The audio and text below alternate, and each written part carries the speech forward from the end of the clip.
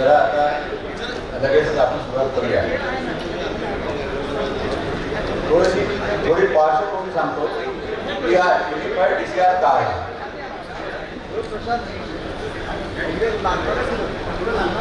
केंद्र शासनाने आपल्याला एक मॅन्डेट दिलं होतं की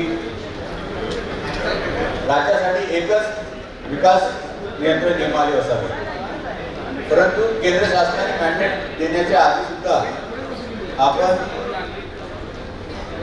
एकच नियंत्रण नियमावली करण्याच्या दृष्टीने वाटचाल करीत होतो. 2017ला मुंबई महानगर प्रदेशातील ज्या काही कॉर्पोरेशन्स आहेत त्या कॉर्पोरेशनसाठी एकच नियमावली करण्याचं आपण प्रसिद्ध केलं होतं जनतेच्या सूचना आणि हरकती मागवण्यासाठी. त्यानंतर 8 मार्च 2019ला राज्याच्या उर्वरित भागासाठी unified development control and promotion regulation ही नियमावली प्रसिद्ध करण्यात आली.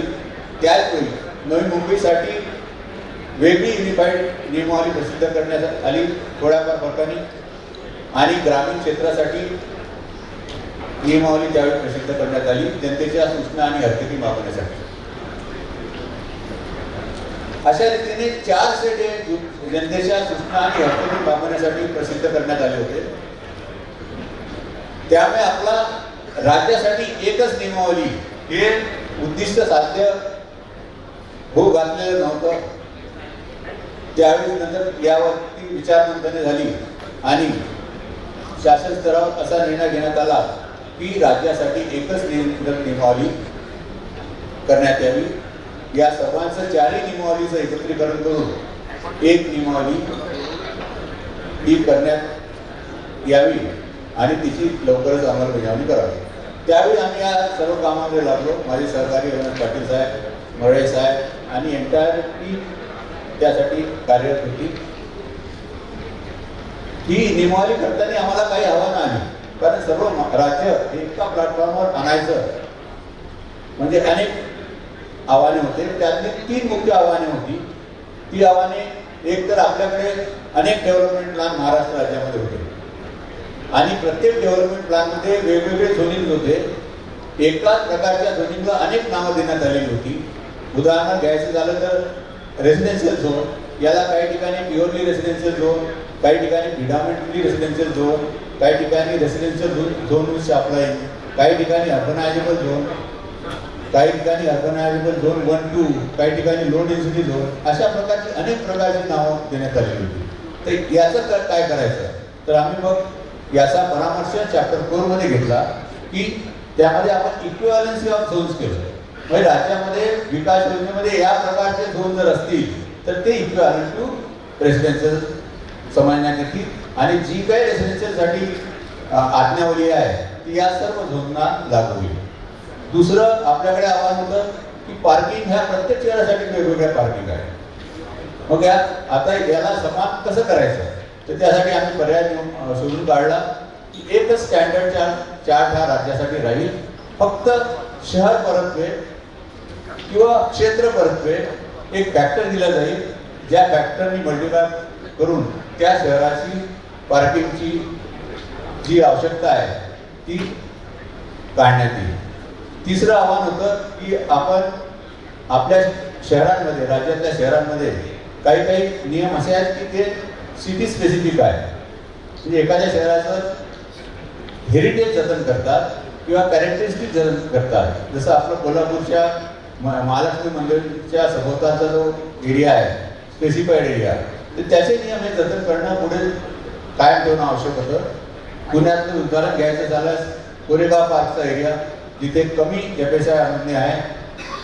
नंतर नागपूरसारखा एरिया ज्यामध्ये वेगवेगळे नियम आहेत. कमर्शियल झोनसाठी 2.5 FSI, इंडस्ट्रियल झोनसाठी 2.5 FSI, आणि जर 1000 चौरस मीटरच्या वरती प्लॉट असेल तर 1.25 FSI. मग या नियमांना सुद्धा कंटिन्यू करणं आवश्यक होतं. ते सर्व प्रकारचे नियम आम्ही एक चॅप्टर 10 हा सिटी स्पेसिफिक रेग्युलेशन्स असा एक चॅप्टर केला, त्यामध्ये हे नियम टाकले. आणि मग दुसरा प्रश्न निर्माण झाला की हे नियम पूर्णतः कंटिन्यू करणे आवश्यक आहे का भविष्यातही. मग त्यावरती जे हेरिटेजच्या दृष्टीने आहे किंवा शहराचं कॅरेक्टर आहे ते नियम निरंतर चालू ठेवणे आवश्यक आहे. परंतु जे नियम त्यावेळेच्या प्लॅनरनी केलेले आहेत आणि आता एकाच प्लॅटफॉर्मवर आपण पूर्ण महाराष्ट्र आणत असल्यामुळे ते नियम भविष्यात बंद करणं आवश्यक आहे. तर अशा नियमांना, जसं नागपूरचे नियम आहेत 2.5 पैसा आहे कमर्शियलला किंवा इंडस्ट्रीयलला 2.5 पैसा आहे, तर अशा नियमांना आम्ही एक सनसेट क्लॉज दिला की 1 जानेवारी 2022 पासून हे नियम अंमलात राहणं किंवा त्याची अंमलबजावणी करणं बंद होईल. अशा तऱ्हेने प्रत्येक गोष्टीवरती आम्ही पर्याय काढत शेवटी या नियमावलीला मूर्त रूप दिलं. पूर्ण नियमावलीमध्ये प्रत्येक वाक्य महत्वाचं आहे. आपण एखादा टेबल जर वाचाल तर त्या खाली 21-22 हजार टिपा दिलेल्या आहेत. प्रत्येक टीप कुठं ना कुठं आपल्याला कामी येते. प्रत्येक ज्या काही आपल्याला अनुभवात आल्यापूर्वी त्या कॉन्टिन्युएन्सीचा विचार करून या टिपा नमूद केलेल्या आहेत. परंतु आता आपल्या वेळेसाठी आपण महत्त्वाच्या तरतुदी पूर्वापार चालत आलेल्या गोष्टीपासून आपण काय बदल केलेला आहे एवढ्यापुरती आपण आज चर्चा करणार आहोत. पूर्ण महाराष्ट्राला लागू आहे एक्सेप्ट मुंबई शहरामधील जे काही नियोजन प्राधिकरण आहे ते नियोजन प्राधिकरण NAINA, MIDC, JNPT, Jawaharlal Nehru port trust आणि hill station municipal council eco sensitive zone in Maharashtra. 3 महाराष्ट्रामध्ये इको सेन्सिटिव्ह झोन आहेत. महाबळेश्वर, पाचगणी, माथेरा आणि डहाणू तालुका एन्व्हायरमेंट एरिया. यात ही क्षेत्र सोडता सर्व महाराष्ट्राला आणि रिसेंटली शासनाने 2 ठिकाणी ही अंमलबजावणी नंतर अंमलात येईल. रत्नागिरी जिल्हा आणि पुणे महानगर प्रदेश यांना नंतर अंमलात येईल अशी नोटिफिकेशन नमूद केलेलं आहे. ही क्षेत्र वगैरे संपूर्ण महाराष्ट्रासाठी ही नियमावली लागू आहे.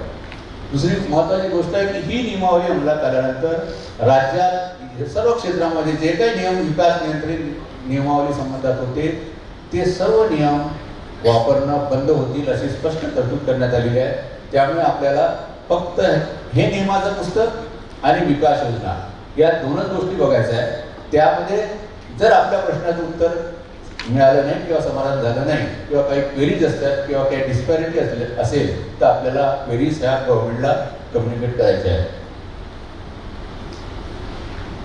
टाउन प्लॅनिंग स्कीमच्या बाबतीत ज्या ज्या ठिकाणी टाउन प्लॅनिंग स्कीम आहे त्या ठिकाणी आपण मुभा दिलेली आहे की त्यांनी टाउन प्लॅनिंग स्कीमचे जे रूल्स होते ते फॉलो करावे किंवा पूर्णतः या UDCPR मध्ये यावं. दोन्ही ऑप्शन आपण लोकांसाठी उपलब्ध ठेवलेले आहेत. अम्युनिटीच्या स्पेसमध्ये बऱ्याचशे ॲडिशन केलेले आहेत. या सर्व यापैकी कोणत्याही वापरासाठी अम्युनिटी स्पेसमध्ये बांधकाम आपल्याला करता येऊ शकेल. अमूलाचा बदल जो झाला आहे तो FSIच्या डेफिनेशनमध्ये झाला आहे. पूर्वी FSIची डेफिनेशन जी होती ती built up area covered on all flowers divided by plot area अशी होती. आता area covered bye P line as mention in regulation number 6.6 on all flowers divided by net plot area. आता P लाईन एरिया काय आहे? पूर्वी आपल्याकडे इमारतीच्या नकाशांचा चित्र जवळपास असं दिसायचं ज्यामध्ये कॉमन एरियाज असायचे, बाल्कनी एरियाज असायचे. कॉमन एरिया काही ठिकाणी एक्झम्प्ट व्हायचे विथ पेमेंट ऑफ प्रीमियम. काही महानगरपालिकामध्ये without payment of premium staircase वगैरे अशा एक्झम्प्ट व्हायच्या. तर हे कॉमन एरियाज जे होते त्याचं बायफर्केशन व्हायचं.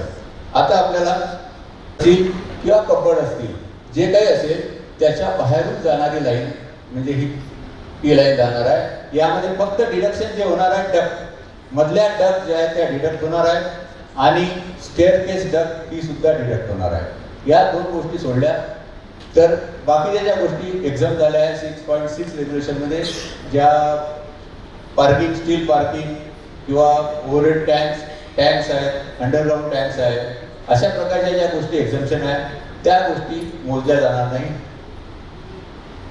मात्र त्या गोष्टी सोडून इतर सर्व गोष्टी जी मोडणारी आउटर लाईन असेल ती त्याला P लाईन म्हणण्यात आला आहे आणि या लाईनमध्ये इन्क्लूड झालेला एरिया जो आहे तो P लाईन म्हणून राहणार आहे. P लाईन डिवायडेड बाय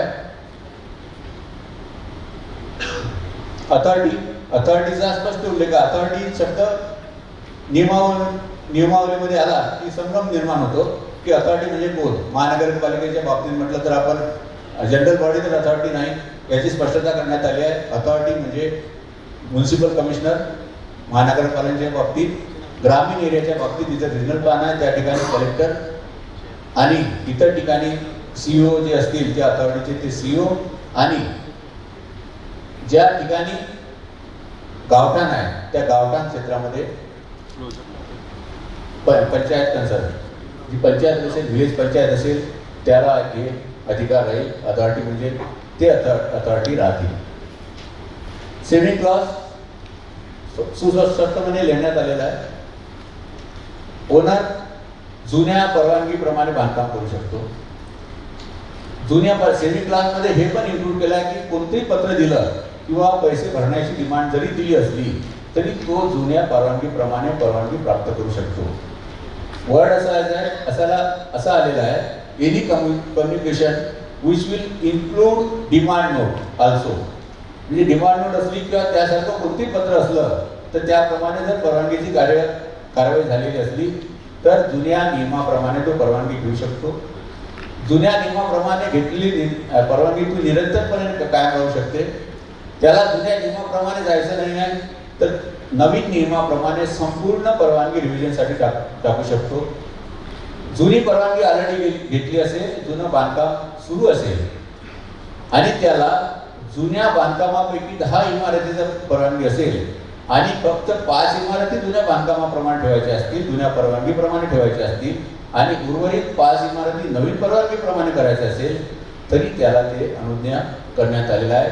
अशा परिस्थितीमध्ये जुन्या 5 इमारतीसाठी जो FSI कंझ्युम त्यावेळेस झाला होता स्टेटमेंटमध्ये, तो FSI कंझ्युम्शन जे होतं ते मायनस होईल नवीन परवानगीमध्ये.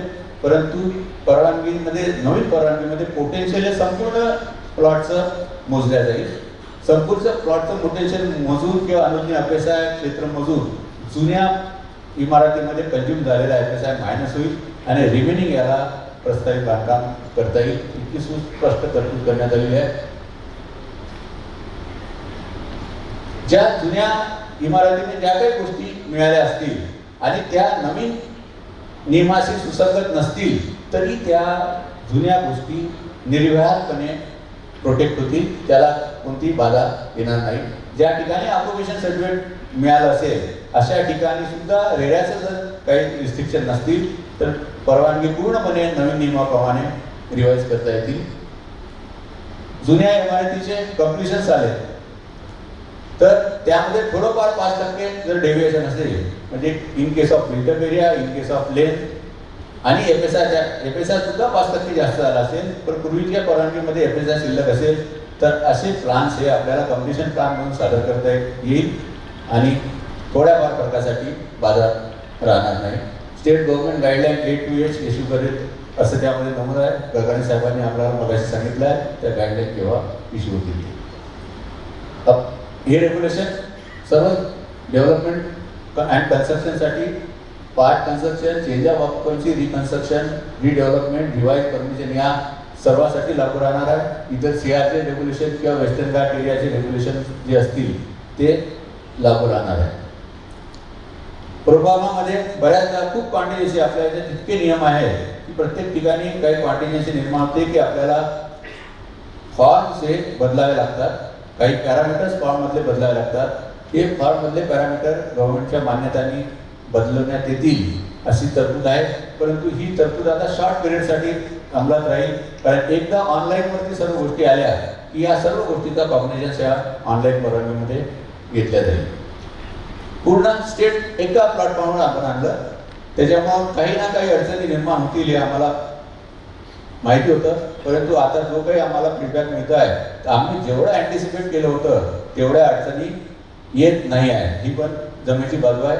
तरी पण याचा अंदाज असल्याने आम्ही एक तरतूद टाकलेली आहे की यामध्ये ज्या काही अडचणी येतील त्या अडचणीचं निराकरण करण्यासाठी, एखाद्या अटेंडम काढण्यासाठी, दुरुस्तीपत्र काढण्यासाठी शासनाकडे अधिकार ठेवले आहेत आणि असे दुरुस्तीपत्र एक वर्षापर्यंत काढू शकेल शासन, अशा प्रकारची आम्ही तरतूद केलेली आहे. चॅप्टर 2 मध्ये महत्त्वाच्या गोष्टी बरेचसे बदल झाले आहेत, ज्या ठिकाणी परवानगीची आवश्यकता राहणार नाही. सेफ्टी ग्रिल्स वगैरे जे आपण विंडोजला लावतो त्या सेफ्टी ग्रिल्सला बऱ्याच ठिकाणी याचं नमूद नव्हतं की सेफ्टी ग्रिल्सला परवानगीची आवश्यकता आहे नाही. ते आता एक्सप्लिसिट केलं की सेफ्टी ग्रिल्सला परवानगी राहणार नाही. Temporary structure for godown storage of construction material, temporary site offices, sample flats, watchman chowkis within the site only during the phase of construction. Temporary structure for storage of machinery before installation for factories, labor camp for construction sites, construction of temporary sets for field. या अशा प्रकारच्या बांधकामाला आपल्याला परवानगी लागणार नाही जोपर्यंत आपला प्रकल्प पूर्ण होत नाही, तोपर्यंत अशी बांधकाम आपल्याला विदाउट परवानगी करता येते. नंतर टेम्पररी कन्स्ट्रक्शन, टेम्पररी परमिशन जे आहे, permission shall be necessary for carrying out temporary construction जे आहे, structure for protection from rain water harvesting. आपल्या टेरेसवरती काही टाकायचं आहे रेनी सीझनमध्ये प्रोटेक्शनला, तर त्याला टेम्पररी परवानगीची आपण तरतूद केली आहे. रेडी मिक्स प्लांटला पण घेता येईल, ट्रान्झिट अकोमोडेशनला पण टेम्पररी परवानगी घेता येईल. रिपेअर्स टू बिल्डिंग हा कधीच आपल्या युनिफाईडमध्ये पूर्वीच्या नियमावलीमध्ये अंतर्भूत नव्हता. आता परमिशन आपल्याला रिपेअर्स टू बिल्डिंग करायचे असेल तर changing of doors windows in the same position, strengthening of existing walls, existing room in the same position, any other item similar to above, यासाठी फक्त आर्किटेक्टने इंटिमेट करायचं आहे. त्याला वेगळ्या परवानगीची गरज लागणार नाही. प्रोसिजर आहे त्या परमिशन घेण्याच्या. नंतर स्कूटी चार्जेस आपण अक्रॉस द स्टेट हे अथॉरिटी वाईज नमूद केलेलं आहे. रिमेनिंग ऑल नंबर 2ला remaining all municipal corporation area, 1 lakh municipal council आहे, मुंबई मेट्रोपॉलिटन रिजनल एरिया 1500 रुपये 0.4 हेक्टरच्या लेआउटला त्या पार्ट डेअर ऑफ अशा प्रकारचे युनिफॉर्म चार्जेस आपण प्रिस्क्राईब केलेले आहे अथॉरिटी वाईज. डेव्हलपमेंट चार्जेस, अनेक प्रश्न निर्माण व्हायचे. डेव्हलपमेंट चार्जेस कुठे भरायचे, कुठे नको भरायला, याची आपण एकदम खूप क्लॅरिटी केलेली आहे. To be deposited before issue of development permission. हे डेव्हलपमेंट परमिशन घेण्याच्या आधी आपल्याला भरायचे आहे.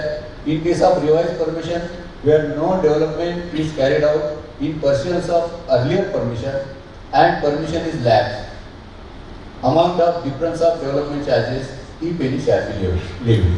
जो काही डिफरन्स असेल तोच लेव्ही करायचा आहे. In case of revise permission where development is commence in pursuance of earlier permission, development charges shall be levied on the land and built-up area over and above the area covered in earlier permission. जुन्या परमिशनमध्ये जो काही क्षेत्र असेल त्यांना पुन्हा calculate करायचं नाही आहे. जो काही ॲडिशनल एरिया असेल त्यासाठीच आपल्याला चार्जेस वसूल करायचे आहेत. No such charges shall be levied for renewal of permission. In case where minor amendment to the plotted layout approved to prior to 10 August 1992 या तारखेला अमेंडमेंट आपल्या कायद्यामध्ये झाली होती, त्याच्या आधीचे जे लेआउट असतील तर त्यामध्ये डेव्हलपमेंट चार्जेस तेव्हा तरतूद नव्हतीच. डेव्हलपमेंट चार्जेस तेव्हा भरलेले नसणारच. पण अशा लेआउटला जर मायनर अमेंडमेंट करायचं असेल अशा ठिकाणी सुद्धा डेव्हलपमेंट चार्जेस लागणार नाही. No development charges for compound wall and repairs of compound wall. No development charges shall be recovered in respect of maintenance work, internal repairs of building, or for strengthening the existing building, provided such work do not involve consumption of additional floor space. म्हणजे आपल्याला strengthening इमारतीचं करायचं आहे अशा केसेसमध्ये development charges लागणार नाही. कोणते नवीन कन्स्ट्रक्शन करायचं आहे डेव्हलपमेंट चार्जेस लागतील. म्हाडाच्या सोसायटीचं रिडेव्हलपमेंट करायचं आहे डेव्हलपमेंट चार्जेस लागणार नाही. जो काही एक्झिस्टिंग एरिया आहे, एक्झिस्टिंग एरिया ऑक्युपाईड एरिया आहे त्या एरियासाठी डेव्हलपमेंट चार्जेस लागणार नाही. In case of development work is carried out in pursuance of permission and permission is lapse or permission is cancelled on the request of the owner, the development charges paid shall be adjusted in permission that may be granted in future. बऱ्याचदा permission lapse होते, नंतर आपल्याला permission घ्यायची नसते, काही काळाने आपण permission घेतो. किंवा ओनरच म्हणतो माझी परमिशन रद्द करा, मला याप्रमाणे करायचं नाही, अशा परिस्थितीमध्ये जे काही चार्जेस पेड केलेले आहेत त्या जमिनीची जेव्हा केव्हा डेव्हलपमेंट परमिशन भविष्यात येईल त्यावेळेस हे चार्जेस ॲडजस्ट करायचे आहेत. प्रीमियम चार्जेस भरण्याला आपण आता इन्स्टॉलमेंट दिलेले आहेत. 2 ऑप्शन दिलेले आहेत. पहिला ऑप्शन आहे, जर इमारत 70 मीटरच्या कमी उंचीची असेल तर डेव्हलपमेंट परमिशन म्हणजे कमेन्समेंट सर्टिफिकेटच्या वेळी 10% आपण भरणा करावा. उर्वरित 4 इन्स्टॉलमेंट 1-1 वर्षाच्या 22% राहतील. इमारत ही 70 मीटरपेक्षा जास्त उंचीची असेल तर पहिला इन्स्टॉलमेंट 10% भरावा आणि इतर 5 इन्स्टॉलमेंट 18% प्रमाणे भरावे. दुसरा ऑप्शन आपण दिलेला आहे, ऑप्शन 2, की 20% आपण कमेन्समेंट सर्टिफिकेटला भरावे आणि उर्वरित 80% हे ऑक्युपेशन सर्टिफिकेटच्या आधी भरावे. हे 2 ऑप्शन दिल्यानंतर आपल्यापुढे प्रश्न येतो की छोटे छोटे ज्यांना इन्स्टॉलमेंट दिले तर ते कधीच इन्स्टॉलमेंट भरायला येणार नाही. त्यामुळे याच्यासाठी बारीक लावलेला आहे की ABC क्लास म्युन्सिपल कॉर्पोरेशनच्या बाबतीत पहिला इन्स्टॉलमेंट हा 50 लाखापेक्षा कमी असणार नाही आणि इतर क्षेत्रासाठी पहिला इन्स्टॉलमेंट हा 25 लाखापेक्षा कमी असणार नाही. दोन्ही ऑप्शनपैकी कोणताही ऑप्शन जर सुटेबल आपल्याला असेल तो एक्झरसाइज करता येईल. याला 8.5% इंटरेस्ट चार्ज होईल आणि त्या इन्स्टॉलमेंटचे पोस्ट डेटेड चेक अथॉरिटीकडून घेण्यात येईल. फायर इन्फ्रास्ट्रक्चर चार्जेस काही शहरांमध्ये होते, त्याची युनिफॉर्मिटी करण्याच्या दृष्टीने एकमत न झाल्यामुळे हे नंतर डिसिजन घेण्याचं शासनाने ठरवलेलं आहे. डिस्क्रिशनरी पॉवर्स अनेक गोष्टी दिलेल्या आहेत. ज्या ठिकाणी नियमाचं इंटरव्हेन्शन करण्याचा प्रश्न येतो त्या ठिकाणी आयुक्तांनी अधिकार दिले आहेत. डेव्हलपमेंट प्लॅनच्या रोडची अलाइनमेंट कुठे कुठे इंटरप्रिटेशनचा प्रश्न येतो. अशा सर्व प्रकारचे पॉवर्स हे आयुक्तांना आपण यामध्ये दिलेले आहेत. तिसरं दिलेलं आहे पण की डिस्क्रिशनरी पॉवर रिलॅक्सेशन, स्पेसिफिक केसेसमध्ये रिलॅक्सेशन देण्याचे अधिकार. हे अधिकार आपण आयुक्तांना महानगरपालिकांच्या बाबतीत इतर ठिकाणी जी काही अथॉरिटी आहे, जे काही CEO आहेत त्यांना दिलेले आहेत. कोणती डायमेन्शन ते रिलॅक्स करू शकतील, मार्जिनच्या बाबतीत, हाईटच्या बाबतीत किंवा इतर बाबतीत, provided fire and structural safety आणि public health safety is not affected. ग्रामीण एरियामध्ये हे पॉवर जिल्हाधिकारी यांना इन कन्सल्टन्सीमध्ये joint director of top planning देण्यात आलेले आहे. डीप परमिशनचा क्लॉज आहे.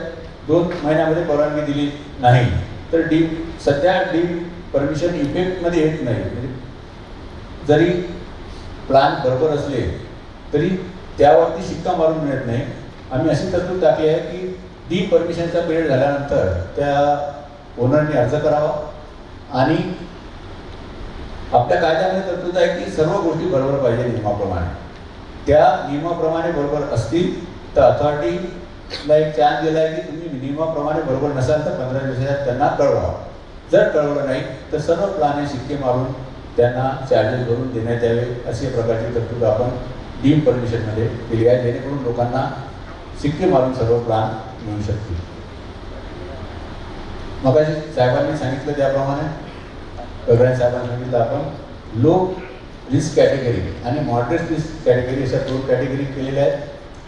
150 चौरस मीटरच्या पर्यंतचा प्लॉट असेल तर त्याला परवानगीची तरतूद वे ऑफ ऑब्टेनिंग परमिशन हा बदललेला आहे. कशा रीतीने परवानगी मिळेल त्याची पद्धत टोटली बदलण्यात आलेली आहे. तो जर सँक्शन लेवलचा प्लॉट असेल किंवा गुंठेवारीमध्ये रेग्युलर झालेला प्लॉट असेल तर त्याला प्रीमियम बेसिक FSI आणि प्रीमियम FSI याच्या मर्यादेत जर बांधकाम त्याला करायचं असेल तर त्यांनी लाईन प्लॅन काढून घ्यायचा. आपल्या टेक्निकल जो काही पर्सन असेल त्याच्याकडून लाईन प्लॅन काढायचा. त्याला अंतर्गत काय करायचं त्यांनी काही दाखवायचं नाही आहे. लाईन प्लॅन काढायचा, त्यांनीच चार्जेस कॅल्क्युलेट करायचे. डेव्हलपमेंट चार्जेस किंवा टी प्लांटेशन चार्जेस जे असतात त्यांनीच कॅल्क्युलेट करायचे. ते चार्जेस त्यांनी अथॉरिटीच्या विंडोवरती भरायचे. एक आपण प्रोफार्मा दिला या नियमावलीमध्ये. तो प्रोफार्मा ओनरशिप डॉक्युमेंट, नकाशा लाईन प्लॅन आणि चार्जेस भरल्याची पावती ही अथॉरिटीच्या विंडोमध्ये जाऊन रिसीट करून द्यायची. ती रिसीट हीच परवानगी धरण्यात येईल फॉर ऑल पर्पजेस. यासाठी क्लीन सर्टिफिकेशनची सुद्धा आवश्यकता राहणार नाही, ऑक्युपेशनची सुद्धा आवश्यकता राहणार नाही. घर बांधल्यानंतर त्याने फक्त अथॉरिटीला इन्फॉर्म करायचं आहे की माझं बांधकाम झालेलं आहे आणि मी राहायला जातो आहे. हे अशा प्रकारची एक सिंपल प्रोसिजर आपण 150 चौरस मीटरपर्यंतच्या बांधकामासाठी केली आहे. 150 चौरस मीटरपेक्षा जास्त परंतु 300 चौरस मीटरच्या बांधकामासाठी आपण तरतूद केली आहे की जो अथॉरिटीचा लोअर मोस्ट ऑफिसर आहे त्यांनी आर्किटेक्टच्या आणि टेक्निकल पर्सनच्या सर्टिफिकेशनवर ती परवानगी द्यावी 10 दिवसाच्या आत. त्यांनी कोणती तपासणी न करता owners of correctness shall lie with the architect और टेक्निकल पर्सन. आणि या ठिकाणी मात्र आपण त्याला ऑक्युपेशन सर्टिफिकेट घेण्याची तरतूद केलेली आहे.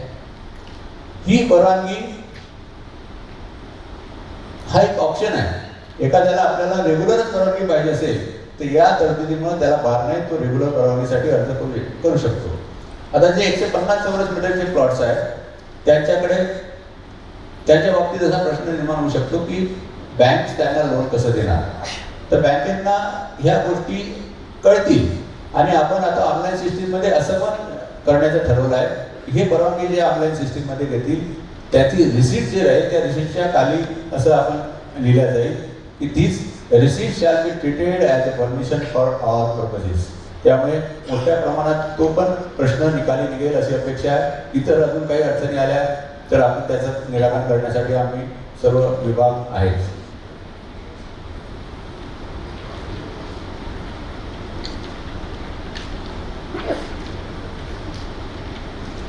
ज्या काही परमिशन सँक्शन होतील त्याचा डिस्प्ले करण्याचं आता बंधन टाकण्यात आलं आहे. अथॉरिटीच्या लेवलवरती सर्व परवानग्या ह्या ऑनलाईन वेबसाईटवरती डिस्प्ले करायच्या आहेत.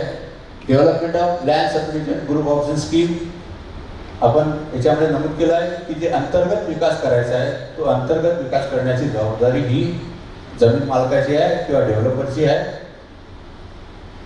आणि जर प्लॉटेड लेआउट असेल तर ज्याप्रमाणे विकास करण्यात येतो अंतर्गत विकास त्या प्रमाणात भूखंड हे बांधकाम परवानगीसाठी रिलीज करावे. म्हणजे आपल्याला आता लेआउट नकाशावरती एक स्टॅम्प क्लिअर होणार आहे की जे काही भूखंड यामध्ये आहेत ते विकास ज्या प्रमाणात होईल त्या प्रमाणात बांधकाम परवानगीसाठी मुक्त करण्यात येईल. त्यासाठी अथॉरिटीकडून मुक्त केल्याबाबतचं एक पत्र आवश्यक राहील.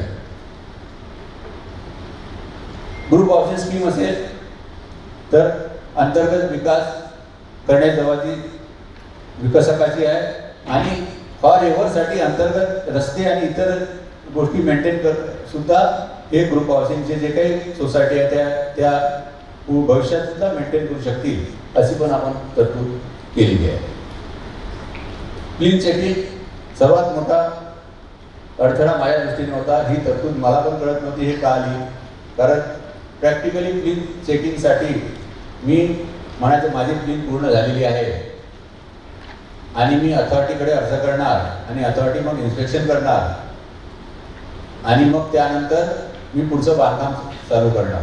मग जोपर्यंत मला सर्टिफिकेट मिळत नाही क्लीन चेकिंग बरोबर आहे तोपर्यंत माझ्याकडचा स्टाफ जो काही कामगार वर्ग आहे तो काय करणार. त्यामुळे ही तरतूद का होती म्हणजे अव्यवहार्य तरतूद होती. त्यामुळे आपण या तरतुदीची आता काडीमोड केलं आहे आपण आणि आपण असं म्हटलं आहे की फक्त आर्किटेक्ट किंवा टेक्निकल पर्सन असेल त्यांनी सर्टिफिकेट द्यावं की मी क्लीन चेक केलेली आहे. ते ओनर आणि दोघांच्या सहीने सर्टिफिकेट अथॉरिटीला कळवण्यात आलं की क्लीन चेक करण्यात आलेली आहे, ती मंजूर नकाशाप्रमाणे आहे आणि आम्ही आता पुढचं बांधकाम सुरू ठेवत आहोत. एवढी इंटिमेशन ही आवश्यक राहील. वेगळ्या क्लीन चेकिंगची आवश्यकता राहणार नाही.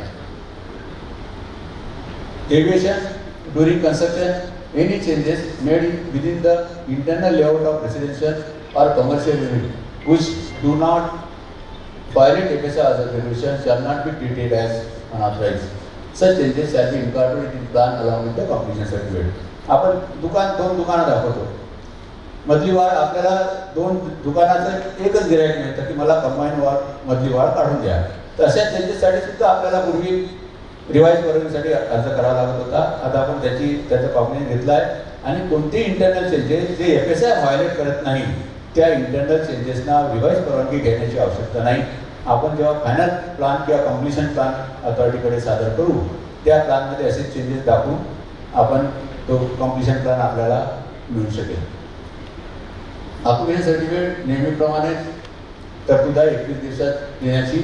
रिओकेशन ऑफ परमिशन फॉल्स डॉक्युमेंटवरती जर परमिशन घेण्यात आली तर रिओक करता येईल अथॉरिटीला आणि अशी परमिशन रिओक केल्यामुळे जे काही नुकसान होतं त्या नुकसानाची जबाबदारी ओनर किंवा डेव्हलपरची राहील.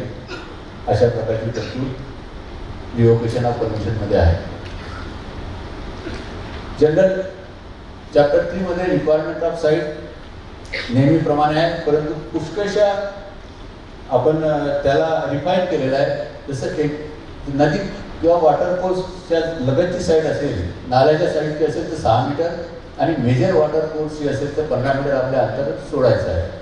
दुसऱ्यामध्ये प्रोव्हिजनमध्ये आपण दिला आहे की जर नाला स्ट्रेट केला आपण आपल्या जागेमध्ये नाल्याचं कॅनलायझेशन केलं तर नॉर्मल मार्जिन लागतील, या मार्जिन लागणार नाही अशी आपण यामध्ये स्पष्टता केली आहे.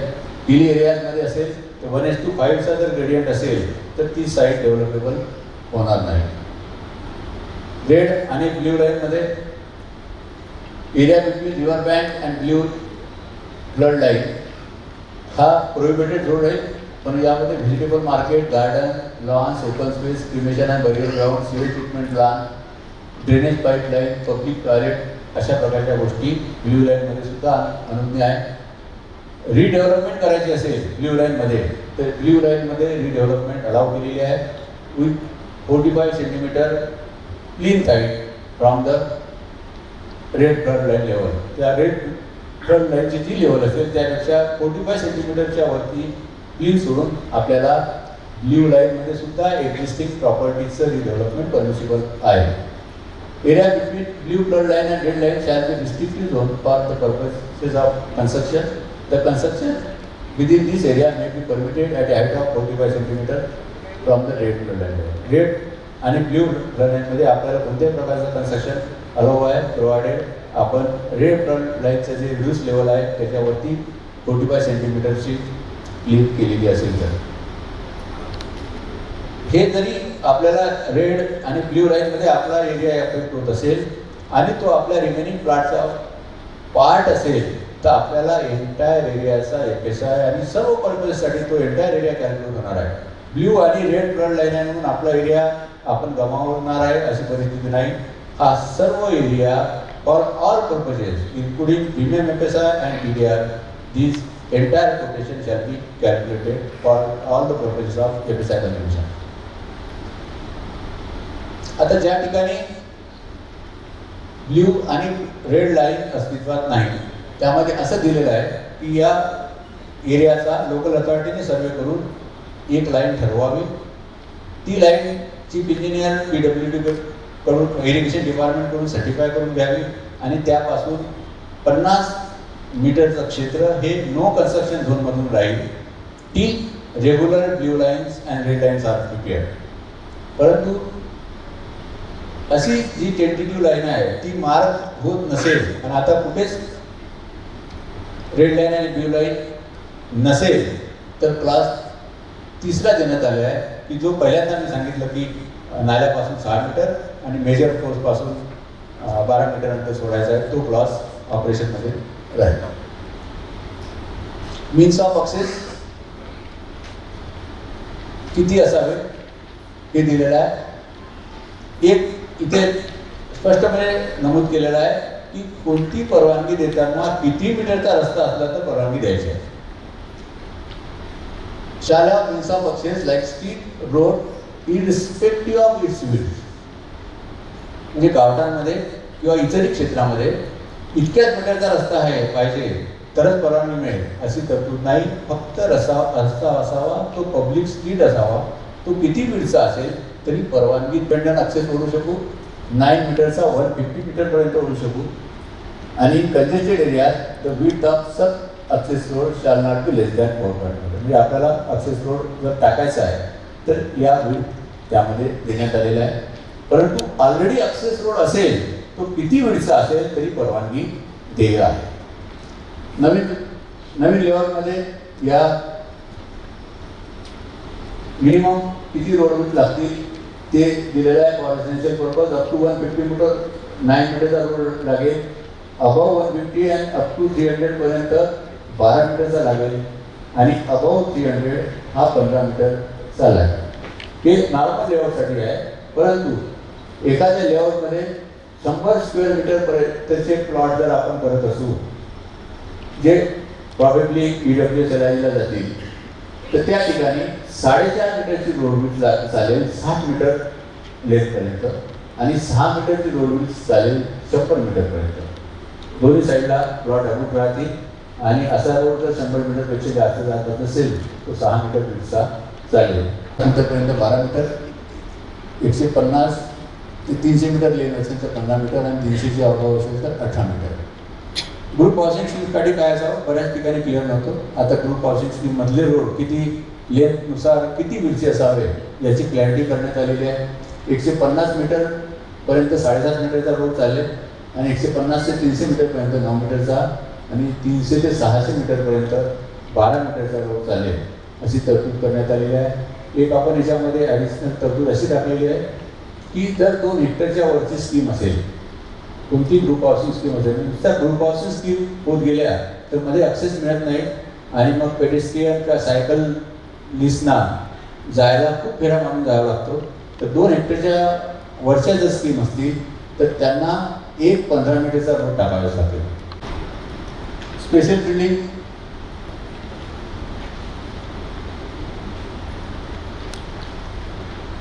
बिल्डिंग ह्या 3 कॅटेगरीच्या बिल्डिंग स्पेशल बिल्डिंग होती. जो महत्त्वाचा मुद्दा आहे कोणती इमारत 24 मीटरपेक्षा उंच असेल तर ती स्पेशल बिल्डिंग होईल. 24 मीटर ही उंची ग्राउंड पासून मोजायची आहे. एज्युकेशनल कमर्शियल हजार्डस मेडिकल अशा जर ऑक्युपन्सी असतील आणि या ऑक्युपन्सीचा बिल्टअप एरिया 500 स्क्वेअर मीटरच्या वरती कोणत्याही फ्लोअरवरती एक्सिड होत असेल 24 मीटरपर्यंतच्या कोणत्याही फ्लोअरवरती एक्सिड होत असेल तर ती स्पेशल बिल्डिंग होईल. म्हणजे अशा बिल्डिंग या 24 मीटरपेक्षा कमी उंचीच्या असल्या तरी जर बिल्टअप एरिया हा कोणत्याही फ्लोअरवरती 500 मीटरच्या वरती एक्सिड होत असेल तर त्या स्पेशल बिल्डिंग होती. मिक्स ऑक्युपन्सी असेल समजा रेसिडेन्शियल आहे आणि या ऑक्युपन्सीज आहे कमर्शियल हजार्डस वगैरे या ऑक्युपन्सी आहे तर रेसिडेन्शियलला काही रिस्ट्रिक्शन नाही. रेसिडेन्शियलची फ्लोअर प्लेट किती पण असू शकते परंतु अशा ऑक्युपन्सीचा एरिया जर 500 मीटरच्या वरती एक्सिड होत असेल तर ती स्पेशल बिल्डिंग होईल. अशा 3 कॅटेगरीमध्ये आपण दिलेल्या आहेत. या कॅटेगरीप्रमाणे स्पेशल बिल्डिंग होतील त्यांना 3 रिक्वायरमेंट येतात. एक तर फायर एनओसी आवश्यक आहे. दुसरं 6 मीटर मार्जिन लागणार for moment of fire fighting vehicle around the building. तिसरी आहे की आपल्याला 2 स्टेअरकेस लागणार. एक स्टेअरकेस रेग्युलर राहील आणि दुसरी स्टेअरकेस ही फायर एस्केप स्टेअरकेस राहील 24 मीटरच्या वरच्या इमारतीसाठी किंवा स्पेशल इमारतीसाठी. रिक्रिएशनल ओपन स्पेस महाराष्ट्रामध्ये अनेक ठिकाणी वेगवेगळे नियम होते.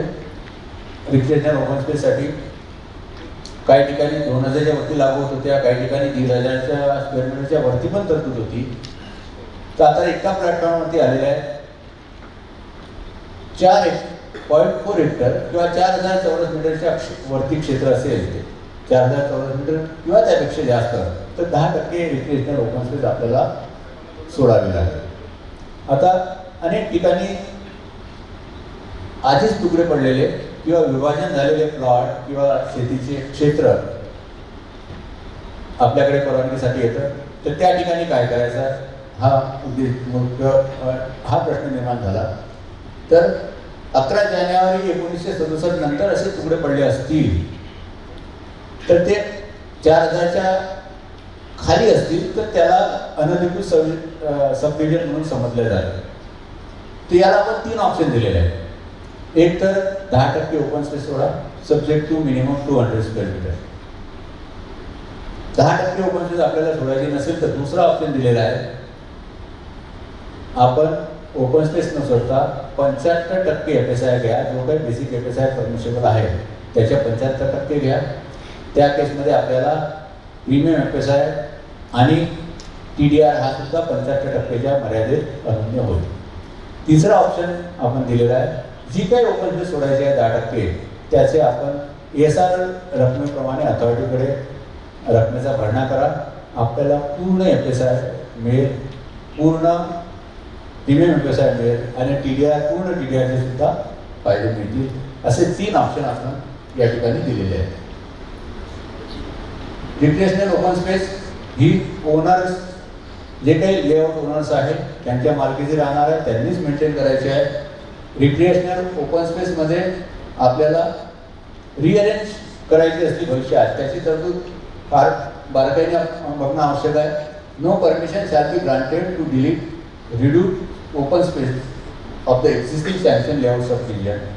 However, while revising the layout, such recreational open space may be rearranged without decrease in area, subject to minimum prescribed area under this regulation with the consent of plot tenement holders. But such revision of recreational open space shall ordinarily not be allowed after a period of 4 years from first sanction.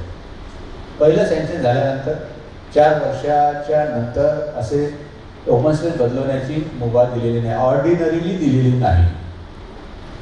Ordinary याचा अर्थ असा आहे की सामान्य स्थितीत करू नये, परंतु एखादा लेआउट आहे त्या ठिकाणी एखादा नवीन रस्ता केलेला आहे, लेआउटच पूर्ण बदलवण्याचा आपल्याला क्रमप्राप्त आहे, अशा ठिकाणी मात्र याचं रिअरेंजमेंट होईल. त्यात आपण अशी पण तरतूद टाकलेली आहे की ज्या लेआउटमध्ये प्लॉट्स हे विकल्या गेलेले नसतील अशा ठिकाणी मात्र ओपन स्पेस बदलण्याची मुभा ठेवण्यात आलेली आहे. नदी काठी आपण ग्रीन बेल्ट दाखवतो, अशा ग्रीन बेल्टमध्ये सुद्धा ही रिक्रिएशनल ओपन स्पेस आपल्याला दर्शित आहे. ग्रीन बेल्ट हा जर झोन असेल, ते रिझर्वेशन नसेल, तर रिक्रिएशनल स्पेसच्या जागेमध्ये आपल्याला ही ओपन स्पेस दर्शविता येईल. फक्त ती रिव्हरपासून 50 मीटर अंतर आणि नाल्यापासून किंवा ओढ्यापासून 9 मीटर अंतर सोडून ही रिक्रिएशनल ओपन स्पेस आपल्याला दर्शविता येईल. प्रोव्हिजन ऑफ कम्युनिटी स्पेसचा सुद्धा नियम आहे. याबाबत बऱ्याच अक्रॉस द महाराष्ट्र खूप व्हेरिएशन होतं. पुण्याला 4000 चौरस मीटरच्या वरती 15% ओपन कम्युनिटी स्पेस सोडण्याची तरतूद होती. तेच आपण ठाण्याचा विचार केला तर 2 हेक्टरच्या वरती होती, नागपूरला 2 हेक्टरच्या वरती होती, डी क्लासला मला वाटतं 2 हेक्टरच्या वरती होती. असं व्हेरिएशन होतं. तर याचं एकमत होणं कठीण झालं. शेवटी अशा रीतीने नियम झाला की 4000 चौरस मीटर पर्यंत ओपन स्पेस कम्युनिटी स्पेस लागणार नाही. 4000च्या वरती आणि 10000 पर्यंत 5% लागेल, परंतु पहिल्या 4000 चौरस मीटरला लागणार नाही. A+5% of the remaining area आणि मोर दॅन 10,000 स्क्वेअर मीटरला B+10% of the remaining area he immunity space लागणार आहे. आता हे रेग्युलेशन आपण पुन्हा रिपब्लिश केलं आहे की 2 हेक्टरच्या वरती 5% अम्युनिटी स्पेस लागेल. त्याचं सजेशन अप्लिकेशन झाल्यानंतर जेव्हा शासन 3-4 महिन्यात त्याचा निर्णय होईल, त्यानंतर मात्र हे 2 हेक्टरच्या वरतीच 5% अम्युनिटी स्पेस लागेल. ही अम्युनिटी स्पेस ओनरनेच डेव्हलप करायची आहे. जे उपयोग काय, युजेस कोणत्याही युजेससाठी ओनर डेव्हलप करू शकेल. त्याचं पहिल्या स्लाईडमध्ये मी जे युजेस म्हटले होते की अम्युनिटी स्पेसमध्ये जे युजेस राऊंड आहे त्यापैकी कोणत्याही यूजसाठी ओनर डेव्हलप करू शकेल.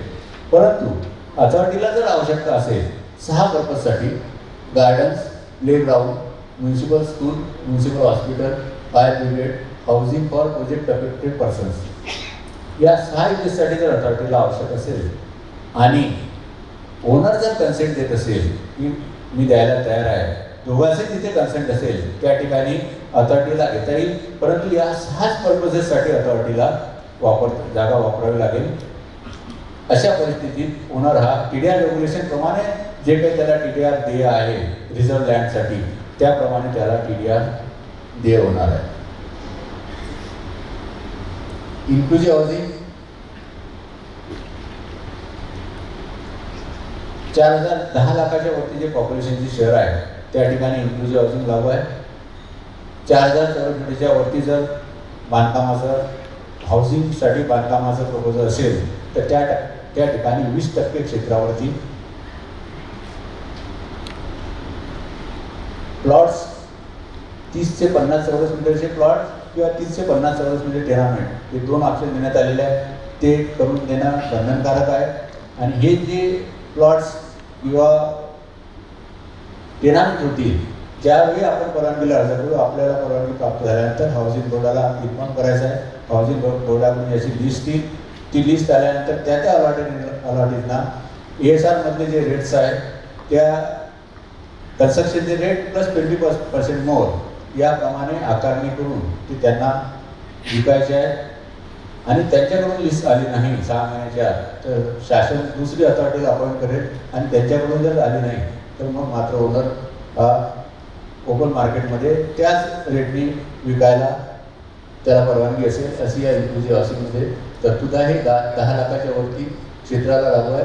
परंतु यामध्ये अशी एक तरतूद पण केली आहे की असं कोणी व्हॉलंटरी करत असेल ज्या ठिकाणी हा नियम लागू नाही अशा ठिकाणी कोणी व्हॉलंटरीली करत असेल तर तो सुद्धा करू शकेल.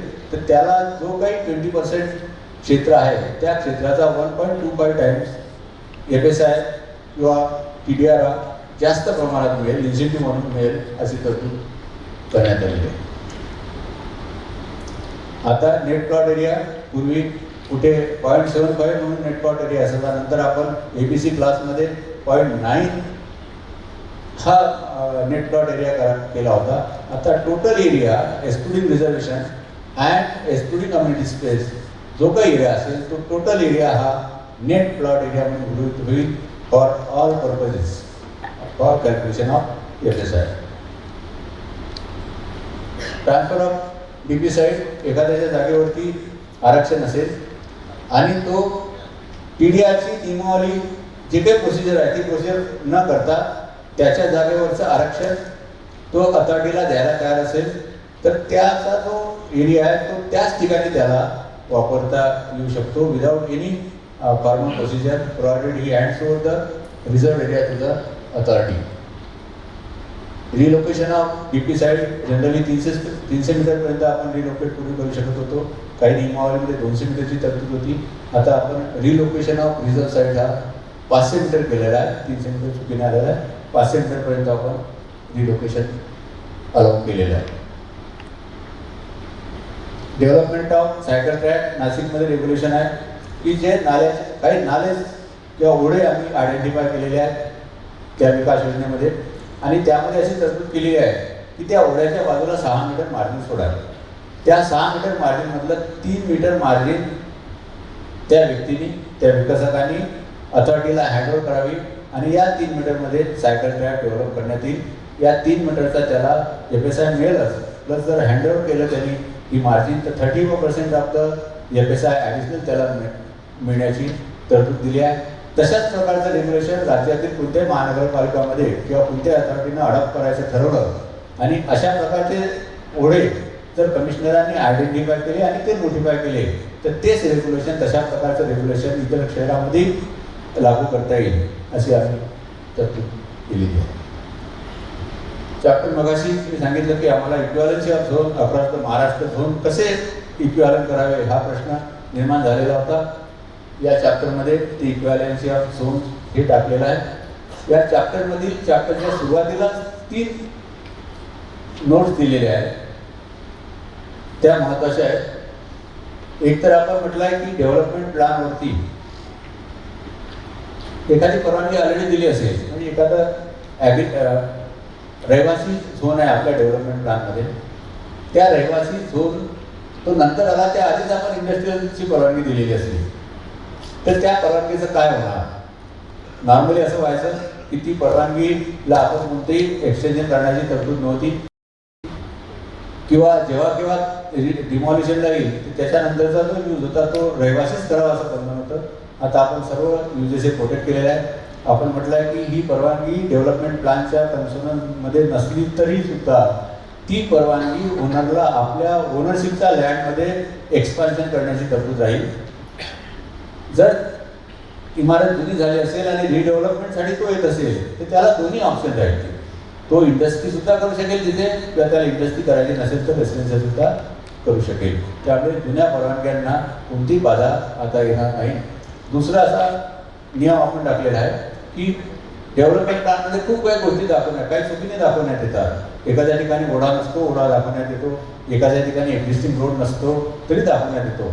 तर आपण म्हटलं आहे की अशा कोणत्याही गोष्टी डेव्हलपमेंट प्लॅनमध्ये दाखवल्या असतील आणि त्या वस्तुस्थितीची सुसंगत नसतील तर त्या आपण उचलून जायच्या. जी वस्तुस्थितीची सुसंगत आहे तो विचार करून आपण परवानगी द्यायची. त्यासाठी पुन्हा 37ची कारवाई करा किंवा वेगळा काही मार्ग अवलंबवा याचा विषय येणार नाही, अशी स्पष्ट तरतूद आपण केलेली आहे. पब्लिक तिसरी तरतूद आहे की पब्लिकमध्ये ज्या काही जागा आहेत त्या जागांमध्ये जर तो यूज अस्तित्वात नसेल किंवा तो डिस्कंटिन्यू झालेला असेल दोन्ही बाबतीमध्ये तर त्या जागामध्ये वेगळा चेंज ऑफ झोन करावा लागणार नाही. त्याला आजूबाजूचा जो एरिया आहे त्याप्रमाणे त्या झोनप्रमाणे त्याला परवानगी मिळेल. या नंतर आपण इक्वॅलन्सी ऑफ झोन्स केलेली आहे. रेसिडेन्शियल झोनच्या इक्वॅलंट कोणकोणते महाराष्ट्रामधील झोन राहतील याची आपण यादी दिलेली आहे.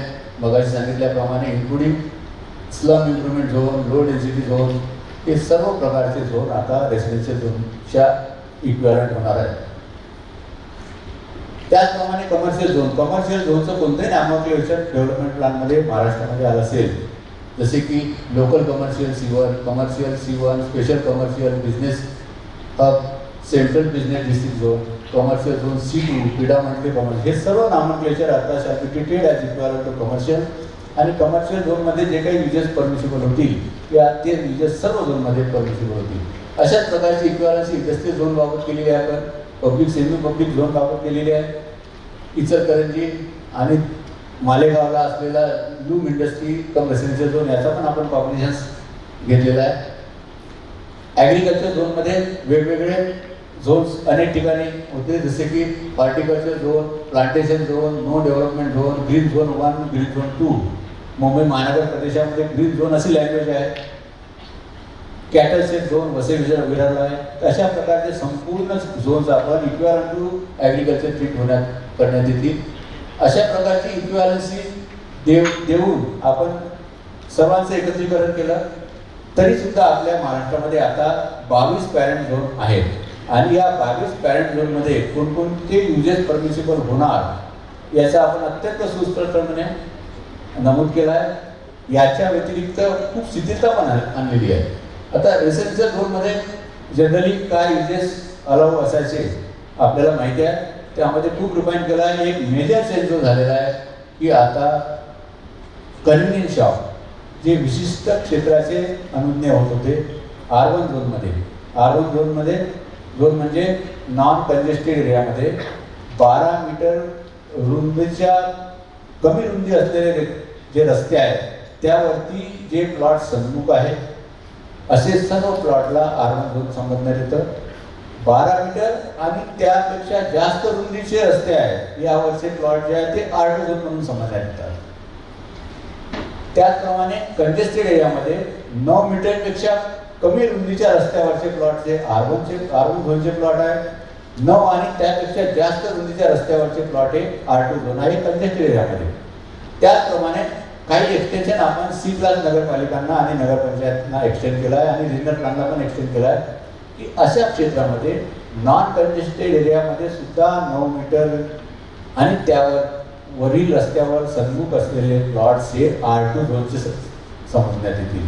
मग ते या क्षेत्रामध्ये मोठे रस्ते उपलब्ध होत नाहीत, त्यामुळे कन्सेशन आपण अशा क्षेत्रांना ग्रँट केलेला आहे. तर R1 झोनमध्ये आता कन्व्हिनियन्स शॉपला साईज कोणताही राहिलेला नाही. किती मोठा शॉप असेल तरी ते कन्व्हिनियन्स शॉप म्हणून ट्रीट होईल. मोरओव्हर संपूर्ण ग्राउंडवरती कन्व्हिनियन्स शॉप करू शकतो. संपूर्ण तळमजल्याचं क्षेत्र हे R1 झोनमध्ये सुद्धा आता कन्व्हिनियन्स शॉप म्हणून उपयोगात आणता येईल. R2 झोनमध्ये आमूलाग्र बदल झाल्या स्टेटमध्ये कोणताही मिक्स वापर किती प्रमाणात करा, कोणतेही बंधन नाही, मजल्याचं बंधन नाही, क्षेत्राचं बंधन नाही. R2 झोनमधल्या प्लॉटमध्ये आपण किती प्रकारचे कमर्शियल, रेसिडेन्शियल, इन्स्टिट्यूशनल हॉस्पिटल कोणतेही मिक्सूस हे कितीही प्रमाणात तरतुदी करण्यात आलेले आहे. फक्त याला बारीक टाकलेला आहे किरकोळ गोष्टी इंडस्ट्री आपल्याला करता येणार नाही.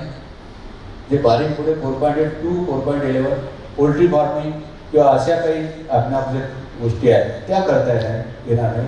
त्या सोडून कोणत्याही गोष्टी आपल्याला आरटी झोनमध्ये आता अनुज्ञा होणार आहे.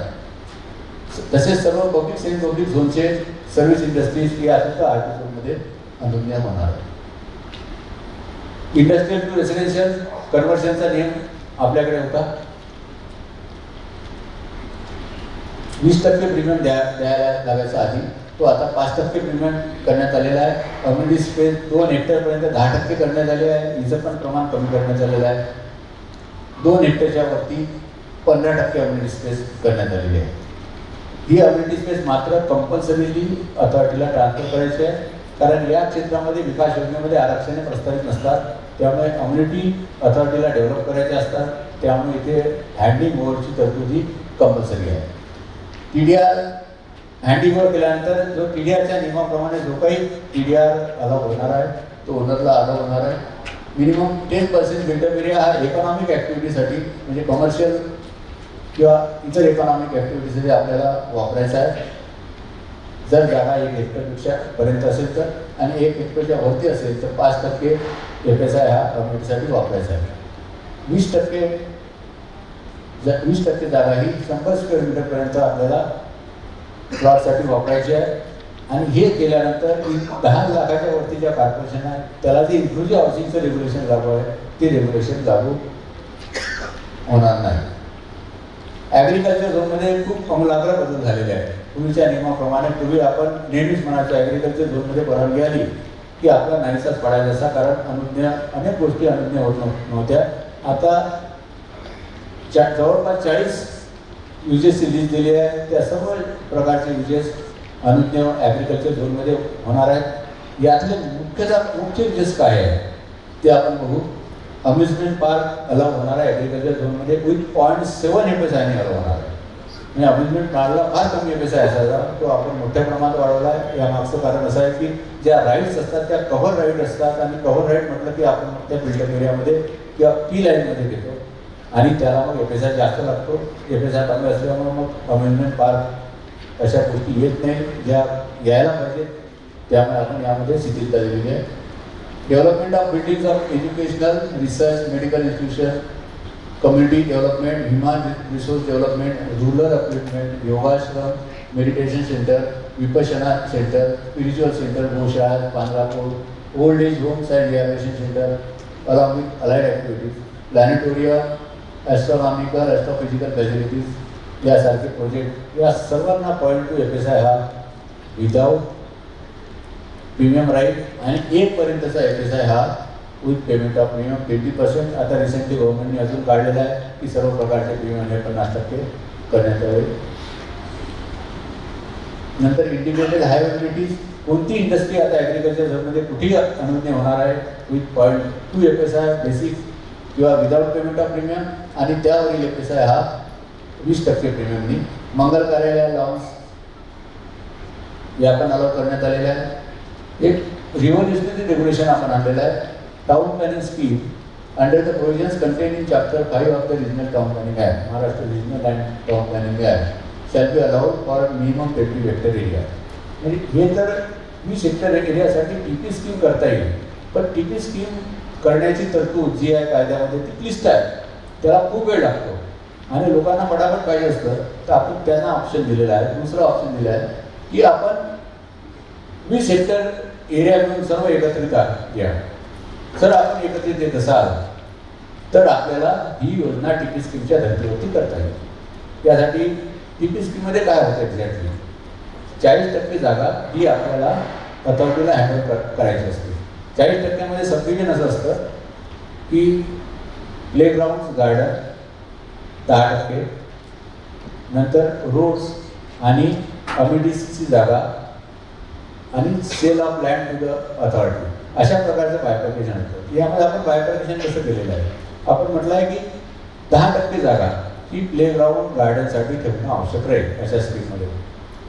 मग ही जागा जर आपण ठेवली तर पॅरेंट रेग्युलेशन जे आहे 10% रिक्रिएशनल ओपन स्पेस ठेवण्याचं ते लागू होणार नाही, म्हणजे आपल्याला अतिरिक्त भार हा पडणार नाही. नंतर आपण म्हटलं आहे की 15% क्षेत्र हे कम्युनिटीसाठी आपण ठेवायचे आहे, जे अथॉरिटीला हँडओव्हर करायचं आहे. हे क्षेत्र हँडओव्हर करताना आपल्याला FSI त्याचा रिमेनिंग लँडवरती अलाउ होणार आहे, म्हणजे या बाबत आपलं कोणतेही नुकसान होणार नाही. नंतर रोड अदरवाईज सुद्धा आपल्याला सोडावे लागतात. तर आम्ही यामध्ये म्हटलं आहे की रोड्स आपल्याला जे काही रोड आपण स्कीममध्ये सोडाल त्याच्या 15% रोड हे स्कीमला चार्ज होतील, आणि 15% स्कीमला चार्ज झाल्यानंतर आपल्याला त्या 15%चा FSI गमावा लागणार नाही, तो आपल्याला रिमेनिंग लँडवरती अलाउ होईल. अशा प्रकारे जर आपण योजना करत असाल तर आपल्याला काही करायचं नाही आहे. आपल्याला फक्त असं लेआउट घेऊन सँक्शनिंग अथॉरिटीकडे जायचं आहे, ते व्हेरीफाय करतील, आपल्याला रेग्युलर लेआउटची परवानगी जशी मिळते तशी ती परवानगी मिळेल. यामध्ये आपला फायदा असा आहे की आपल्याला ही जागा ॲग्रिकल्चर झोनमध्ये जरी असली तरी सर्व रेसिडेन्शियल झोनचे बेनिफिट्स अवेलेबल होणार आहे. रेसिडेन्शियल झोनला जे फायदे आहेत, जे उपयोग रेसिडेन्शियल झोनमध्ये अलाव होतात ते उपयोग आपल्याला अलाव होणार आहे. आपल्याला प्रीमियम FSI पण लोड करता येणार आहे आणि TDR पण लोड करता येणार आहे. अथॉरिटीच्या दृष्टीनं फायदा असा आहे की याचं सर्व इन्फ्रास्ट्रक्चर हे खाजगी माध्यमातून म्हणजे आपल्याकडून निर्माण होणार आहे. जे अथॉरिटीने हा एरिया कदाचित 10 वर्षानंतर डेव्हलपमेंटला आला असता, तो आजच डेव्हलपमेंटला येणार आहे आणि इन्फ्रास्ट्रक्चर हे आपल्या मार्फत निर्माण होणार आहे. तसेच 15% जागा अम्युनिटीसाठी अथॉरिटीला मिळणार आहे. हा दुसरा अथॉरिटीचा फायदा आहे. अशा रीतीनं ज्या ठिकाणी 20 हेक्टर जागा आपण कॉन्ग्लोमरेट करू शकतो अशा ठिकाणी हे रेग्युलेशन फार रिव्होल्युशनरी ठरणार आहे, कारण चेंज ऑफ झोनची आपल्याला आवश्यकता राहणार नाही. टुरिस्ट होम, रिसॉर्ट या सर्व गोष्टी आपण अलाव केलेल्या आहे. Health wellness spa, golf courses, art and craft villages, exhibition cum convention centre, camping ground, tent facilities, adventure tourism project, eco tourism project, agriculture tourism project, medical tourism project, boutique wineries, guest houses and breakfast scheme of MTDC या सर्व गोष्टी आपण 0.2 FSI without payment of premium and 1 FSI पर्यंत 20% premium अशा रीतीने allow केलेल्या आहे. मोठे टुरिस्ट रिसॉर्ट कॉम्प्लेक्सेस असतील तर त्याचा एरिया हेक्टरच्या वर असेल तर त्याला 0.2 FSI हा विदाउट पेमेंट ऑफ प्रीमियम मिळणार आहे आणि वरील FSI with payment of premium मिळणार आहे. प्रधानमंत्री आवास योजना सुद्धा अलाव करण्यात आलेल्या आहे. याचबरोबर डेव्हलपमेंट प्लॅनमध्ये कोणकोणत्या गोष्टी अलाव, डेव्हलपमेंट प्लॅनच्या रिझर्वेशन्स जे आहेत आपल्या स्कूलच्या रिझर्वेशनमध्ये कोणत्या गोष्टी अलाव होतील याची सुद्धा एक्झॉस्टिव्ह लिस्ट नियमामध्ये नमूद आहे. नंतरचा चॅप्टर 5 आहे additional provision for regional plan. Regional plan सुद्धा आता स्टेटसाठी एकच पुस्तक लागू असल्यामुळं रिजनल प्लॅनच्या सर्व तरतुदी यामध्ये अंतर्भूत करण्यात आलेल्या आहे. राज्यातल्या रिजनल प्लॅन क्षेत्रासाठी ज्या ज्या तरतुदी आवश्यक आहेत याचा अर्थ रिजनल प्लॅनला फक्त चॅप्टर 5च लागू होईल असा नाही आहे. रिजनल प्लॅनला पूर्ण पुस्तक लागू आहे. पूर्ण पुस्तकामध्ये जे काय दिलं आहे ते रिजनल प्लॅन क्षेत्राला सुद्धा लागू आहे. त्या व्यतिरिक्त काही विशिष्ट तरतुदी त्या रिजनल प्लॅन क्षेत्रासाठी आहेत त्या चॅप्टर 5 मध्ये नमूद आहे. अंमलावर बदल एवढा आहे की आपल्याला आता महानगरपालिकेच्या हद्दीपासून किंवा नगर परिषदेच्या हद्दीपासून, महानगरपालिकेच्या हद्दीपासून 2 किलोमीटर अंतरापर्यंत, नगरपालिकेच्या हद्दीपासून 1 किलोमीटर अंतरापर्यंत आणि नगरपंचायतीच्या हद्दीपासून 0.5 किलोमीटर अंतरापर्यंत कोणताही रहिवासी वापर किंवा रहिवासी विभागात अनुज्ञ असलेले वापर, जसे गावठाणापासूनच्या अंतरात अनुज्ञ होत होते तशा प्रकारे सर्व वापर अनुज्ञ होईल. या क्षेत्रामध्ये आपण लेआउट सुद्धा करू शकाल. याला प्रीमियम मात्र 15% प्रीमियम आहे. नंतर गावठाणा, जे रिजनल प्लॅनमध्ये गावठाणे जी आहे त्याची लोकसंख्या 5000 पेक्षा कमी जर असेल तर 500 मीटर अंतरापर्यंत आणि 5000 पेक्षा जास्त असेल तर 1.5 किलोमीटर अंतरापर्यंत आता रहिवासी वापर अनुज्ञ होणार आहे. इको सेन्सिटिव्ह एरिया, वेस्टर्न घाट, हिली एरिया असेल तर अशामध्ये 200 मीटर अंतरापर्यंत आपल्याला रहिवास वापर अनुज्ञ होणार आहे. मुंबई MMR रिजनमध्ये 500 मीटर ही मर्यादा ठेवण्यात आलेली आहे आणि हे सर्व जे अनुज्ञ होणार आहे हे 15% प्रीमियमनी अनुज्ञ होणार आहे. नंतर further the criteria of distance from गावठाण shall also be applicable to land from the nearest गावठाण ऑफ एनी विलेज. कोणत्याही विलेजचे जर गावठाण असेल त्यापासूनच्या अंतरात जर असेल तर ते अनुज्ञ करण्यात येईल. Provided also that this regulation shall also be applicable to all declared notified gauthan under MLRC, whether shown on regional plan or not, and its position shown on regional plan. म्हणजे regional plan मध्ये दाखवलं असो की नसो, हे सर्व MLR मध्ये जर ती रेव्हेन्यू महापालिका गावठाणे असतील तर त्यापासून हे सर्व उपयोग त्या अंतरात रहिवासी उपयोग अनुज्ञ होणार आहे. कमिटेड डेव्हलपमेंट, ऑलरेडी ज्या कमिटेड डेव्हलपमेंट आहेत रिजनल प्लान क्षेत्रामध्ये त्या आता नवीन प्लानमध्ये जर ॲग्रिकल्चर झोनमध्ये आल्या असतील तरी त्या सर्व कमिटेड डेव्हलपमेंट या ऑनर होतील, even though they are not in conformity with the zoning shown on the regional plan. Station area development, जर एखादं रेल्वे स्टेशन असेल रिजनल प्लान एरियामध्ये तर त्या स्टेशनपासून 500 मीटर अंतरापर्यंत रहिवासी वापर अनुज्ञ होईल. प्रोव्हायडेड 30% प्रीमियम हा चार्ज होईल. 100 मीटरपर्यंत स्टेशनच्या बाउंड्रीपासून 100 मीटरपर्यंत स्टेशन अलाइड ॲक्टिव्हिटीज राहतील आणि 100 ते 500 मीटरपर्यंत कोणताही रहिवासी वापर किंवा कमर्शियल वापर अलाव होईल. रिजनल प्लान एरियामध्ये अम्युनिटी स्पेसची तरतूद करण्यात आलेली आहे. 4000 चौरस मीटरच्या वरती 10%, जी पूर्वी पण सर्वसाधारणपणे एवढीच तरतूद होती ती कायम ठेवण्यात आलेली आहे.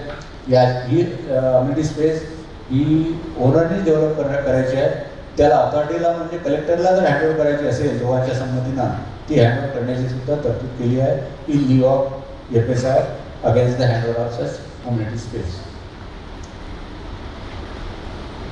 नंतर इतर रिजनल प्लानच्या ज्या तरतुदी आहेत त्या पण आपण स्पेसिफिक नमूद केलेल्या आहेत. नंतर आपण आता आलो चॅप्टर 6ला, जो सर्वांचा जिव्हाळ्याचा चॅप्टर आहे, FSI, मार्जिन, बाल्कनी वगैरे वगैरे. कंजेस्टेड एरियासाठी काय रेग्युलेशन्स आहेत?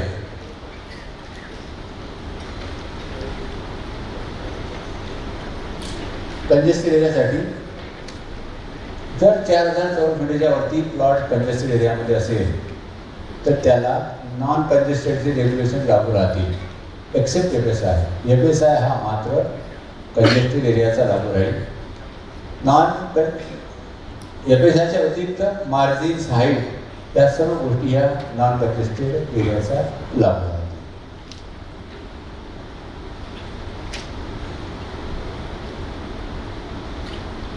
सर्व म्युन्सिपल कॉर्पोरेशन क्षेत्रासाठी कंजेस्टेड एरियाचा टेबल काय देण्यात आलेला आहे? बिलो 9 मीटर 1.5 मीटर, 9 मीटर आहे बिलो 18 मीटर 2 FSI आणि त्यावरती त्या वरच्या ज्या रुंद रस्त्याच्या कॅटेगरी आहेत त्या सर्वांना 2 FSI. पूर्वी आपल्याला 1.5 FSI हा रेसिडेन्सीसाठी अलाव असायचा आणि 0.5 आपण कमर्शियल केलं तर असं अलाव असायचं. आता याला सर्व एकत्रीकरण करून आपण कमर्शियल करा, कमर्शियल करू नका, रेसिडेन्शियल करा. कोणत्याही पर्पजसाठी बेसिक FSI 2 अलाउड राहणार आहे. मात्र 9 मीटरच्या खालचा प्लॉट असेल त्याला 1.5 अलाव होणार आहे. 9 मीटर आणि त्यावरच्या रोड रस्त्याच्या जे प्लॉट्स आहेत त्यांना FSI on payment of premium जो मिळणार आहे तो कंजेस्टेड एरियामध्ये 0.3 मिळणार आहे आणि TDR युटिलायझेशन हे 0.3 ते रस्त्याच्या रुंदीनुसार 0.7 पर्यंत असणार आहे. टोटल पोटेन्शियल मोठ्या रस्त्यावरती 3 पर्यंत अलाव करण्यात आलेलं आहे. रस्त्याप्रमाणे 2.6, 2.8 आणि 3 असे हे पोटेन्शियल कंजेस्टेड एरियामध्ये अलाव करण्यात आलेले आहे. रिमेनिंग अथॉरिटीज एरिया जो आहे ज्यामध्ये रिजनल प्लानचा एरिया समाविष्ट होईल त्यामध्ये बेसिक FSI सारखाच आहे, प्रीमियमसुद्धा सारखाच आहे, परंतु रिजनल प्लानमध्ये TDR नसल्यामुळं TDRचा कॉलम हाईड होईल आणि मग शेवटच्या कॉलममधले फिगर जे आहेत ते त्या प्रमाणात कमी होणार आहे. म्हणजे शेवटच्या कॉलमचा आपण फिगर बघितला रोल 4मधला तर 2.2 + 0.3 असा 2.3 हे मॅक्सिमम पोटेन्शियल राहील. आता हा बेसिक FSI प्रीमियम झाला आणि TDR झाला, याच्या व्यतिरिक्त काय? आता आपण पी लाईन कॉन्सेप्टला आलो आहे. पी लाईन कॉन्सेप्टला आल्यामुळं आपल्याला सर्वच आता FSI मध्ये गणल्या जाणार आहे. मग पूर्वी काही गोष्टी ह्या फ्री ऑफ FSI असायच्या, जसं common passages, stair spaces, balcony, open balcony, double height terraces with some premium, ते या सर्व गोष्टी आपण आता पी लाईनमध्ये घेणार आहोत. तर मग याचं कॉम्पेन्सेशन करण्यासाठी एक वेगळा कॉन्सेप्ट आणला आहे की ॲन्सिलरी FSI. हा ॲन्सिलरी FSI किती टक्के अलाव करावा याचं आमचं मंथन झालं.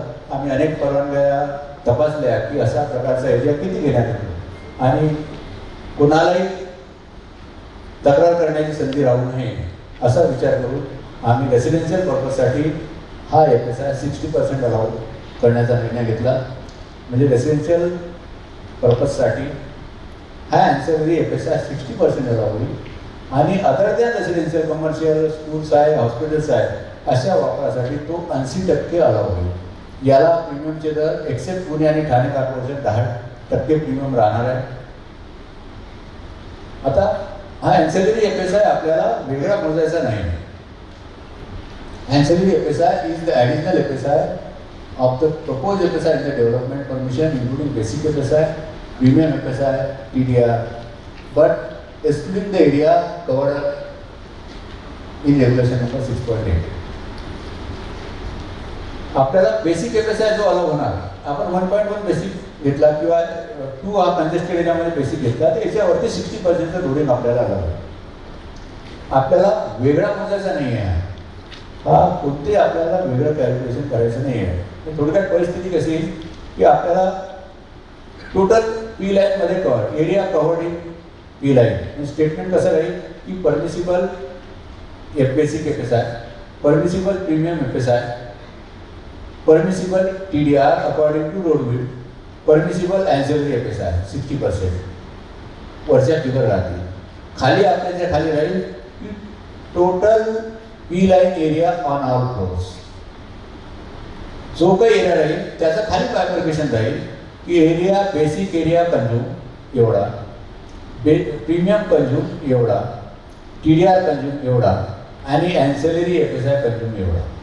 आपल्याला सेपरेट करायचं नाही, फक्त बायफर्केशन द्यायचं आहे की आपण बेसिक कंझ्युम किती केला, प्रीमियम किती कंझ्युम केला. एखादा बेसिक कंझ्युम करेल त्याच्यावरती फक्त ॲन्सिलरी FSI कंझ्युम करेल, त्याला प्रीमियमची गरज पडणार नाही. तर याला फक्त कशा रीतीने वापरला तेवढंच द्यायचं आहे. आपल्याला वेगळे कॅल्क्युलेशन करायचे नाही, कॅल्क्युलेशन फक्त टी लाईनचे करायचे आहे. त्यामुळे याला कॅल्क्युलेशनमध्ये सुद्धा आता सुलभता आलेली आहे. No separate calculation shall be required to be done for this ancillary FSI. Entire FSI in the development permission shall be calculated and shall be measured with reference to permissible FSI, premium FSI, TDR, additional FSI. Additional FSI शेवटचा शब्द आला आहे तो chapter 7च्या अनुषंगाने आलेला आहे. दिस ancillary FSI shall be applicable to all other schemes like transit oriented development जे पुणे आणि नागपूरमध्ये आहे, Pradhan Mantri Awas Yojana, industrial township project, IT township project, MHADA, except SRA. कुठं पण ॲग्रिकल्चर कुठं जिथे कुठे बेसिक FSI, प्रीमियम FSI किंवा TDR अलाव होतो त्या प्रत्येक ठिकाणी ॲन्सिलरी FSI अलाव होईल, including construction in agriculture zone. Utilisation of ancillary FSI is optional. म्हणजे हा FSI 60% दिल्यामुळे 60% वापरात आणायचा नाही. एखाद्याला बेसिक FSI मध्ये त्याचं बांधकाम होणार असेल तर त्यांनी प्रीमियम किंवा ॲन्सिलरी FSI वापरायची गरज नाही. त्याला 60% वापरायचा नसेल, 40% वापरू शकेल, 32% वापरू शकेल, हे त्याच्या ऑप्शनवरती आहे. In case of composite building of mix user, premium and ancillary FSI shall be on product. हा एखादं कंपोजिट बिल्डिंग असेल जिथे कमर्शियल पण आहे आणि रेसिडेन्शियल पण आहे, तर आपले जे स्टेटमेंट आहे खालचं स्टेटमेंट, ते 2 स्टेटमेंट येतील, बायफर्केशन होतील. टोटल पी लाईन एरिया त्याच्या खाली बायफर्केशन होईल. Area P line area for residential, area P line area for commercial. आणि त्या ठिकाणी कमर्शियलचा कांपाऊंडला 80% येईल, ॲन्सिलरी आणि रेसिडेन्शियलचा कांपाऊंडला 60% येईल. कंजेस्टेड एरियामध्ये मार्जिनल डिस्टन्सेस ही आता फ्रंट मार्जिन 6 मीटर ते लेस दॅन 12 मीटरसाठी 1 मीटर करण्यात आलेली आहे आणि मिक्स यूज असेल तर 2 मीटर, 12 मीटर आणि त्यापेक्षा जास्त रुंदीचे रस्ते असतील तर फ्रंट मार्जिन 2 मीटर आणि मिक्स यूज असेल तर 2.5 मीटर. साईड आणि रिअर मार्जिनच्या बाबतीत 1000 चौरस मीटरचा प्लॉट असेल तर साईड आणि रिअर मार्जिनची कोणतीही तरतूद नाही. ते ओनरला वाटत असेल त्याप्रमाणे तो सोडू शकेल, जितकी वाटत असेल नाही सोडायची असेल तरी चालू शकतं. आणि 1000 आणि 4000 चौरस मीटरपर्यंतचा जर प्लॉट असेल तर मात्र त्याला 1 मीटर साईड आणि रिअर मार्जिन सोडायला लागेल. 4000 चौरस मीटरच्या प्लॉटसाठी नॉन कंजेस्टेड एरियाच्या ज्या मार्जिन्स आहेत त्याप्रमाणे सोडावे लागतील. 50 मीटर हाईटपर्यंत ज्या इमारती आहेत त्या ज्या काही मार्जिन या दिल्या आहेत त्या मार्जिनप्रमाणे 15 मीटरच्या हाईटपर्यंत इमारत बांधता येईल आणि 15 ते 24 मीटरपर्यंत इमारतीसाठी 1 मीटर एक्स्ट्रा मार्जिन सोडायला लागेल. पब्लिक आणि semi public, educational, medical, institutional, commercial आणि मर्कंटाईल बिल्डिंग आहे याला 24 मीटरपर्यंत all around building 3 metre margin congested एरियामध्ये सोडावे लागेल. Cinema theatre, multiplex, assembly building यांना मात्र नॉन कंजेस्टेड एरियाच्या मार्जिन सोडावे लागतील. आता non congested area outside congested area यासाठी रेग्युलेशन जे दिलेले आहेत ते तक्त्या स्वरूपात आहेत. रस्त्याच्या रुंदीनुसार सर्व गव्हर्न होणार आहे. आपल्याला हा तक्ता लेफ्ट टू राईट वाचायचा आहे. म्हणजे लेफ्ट साईडला ज्या रस्त्यावरील तो प्लॉट स्थित असेल त्याच्याप्रमाणे राईट साईडला वाचत जायचं. जे ज्या मार्जिन्स असतील, जे जे एरियाज असेल, जे मिनिमम विड्थ असेल ती लागू होईल. आता पहिला दिला आहे की road of width 30 metre and above in local authority area. Specific शब्द टाकलेला आहे की 30 मीटरच्या वरचे रस्ते हे लोकल अथॉरिटी एरियामधले रस्ते. हे हा शब्द यासाठी आलेला आहे की मागे काही महिन्याआधी शासनाने एक गव्हर्नमेंट रिझर्वेशन काढलेलं आहे ज्यामध्ये म्हटलेलं आहे की नॅशनल आणि स्टेट हायवेज जे स्थानिक क्षेत्रामधून जातात त्या रस्त्यांचं स्थानिक प्राधिकरणाच्या क्षेत्रामधील हायवेचं अस्तित्व हे संपुष्टात आणण्यात आलेलं आहे. आता ते हायवेचं स्टेटस त्यांना राहिलेलं नाही, ते आता लोकल रोड झालेले आहे. त्यामुळे पहिल्या कॉलमला आपला road of width 30 metre and above in local authority area असं शब्दप्रयोग आलेला आहे. सेकंड मात्र याला तुम्ही बघाल in case of regional plan area, national highway आणि स्टेट हायवे. रिजनल प्लॅन एरियामध्ये नॅशनल आणि स्टेट हायवे हे अबाधित आहेत. त्यामुळे त्यांच्या त्या कॅटेगरीला काय फ्रंट मार्जिन लागेल हे आपण नमूद केलेलं आहे. पहिल्या कॅटेगरीला मिनिमम प्लॉट 450, 15 मीटर विड्थ आणि साईड मार्जिन 3 मीटर. आता जेव्हा आपल्याला प्रश्न येतो की 450 मिनिमम प्लॉट एरिया दिलेला हा नवीन डेव्हलपमेंटसाठी आहे. जर ऑलरेडी एखादा प्लॉट सबस्टँडर्ड असेल, 450च्या खाली असेल, त्याला सुद्धा याच रस्त्यावरती याच नियमाप्रमाणे परवानगी अनुज्ञ होईल. त्याला या पॅरामीटरमध्ये बसत नाही म्हणून परवानगी अनुज्ञ होत नाही असं होणार नाही. आपण त्याच्यासाठी फुटनोट टाकलेली आहे की सबस्टँडर्ड प्लॉट जे आहेत त्याला सुद्धा याच ह्याच्याप्रमाणे परवानगी अनुज्ञ होईल. 6 metre front margin in case of APC club municipal corporation. याला जी इमारत अनुज्ञ होणार आहे side and rear margins per building up to 15 metre या मार्जिन प्रमाणे पार्किंगचे फ्लोअर सोडून त्याच्यावरती 50 मीटरपर्यंत हाईटची इमारत हाईट या मोठ्या रस्त्यांवरती अनुज्ञ होणार आहे. रिजनल प्लॅन एरियामध्ये सुद्धा सिमिलर अनुज्ञ होणार आहे. अशा रीतीने आपण रोड वाईज कॅटेगरी करून आपण फार लोअर स्टेजला गेलेलो आहे. Roads of width less than 80 metre फक्त 80 स्क्वेअर मीटरचा प्लॉट आपण अलाउ केलेला आहे आणि विड्थ 6 मीटर, जेणेकरून प्लॉट छोट्या आकाराचे प्लॉट जास्त प्रमाणात निर्माण व्हावे.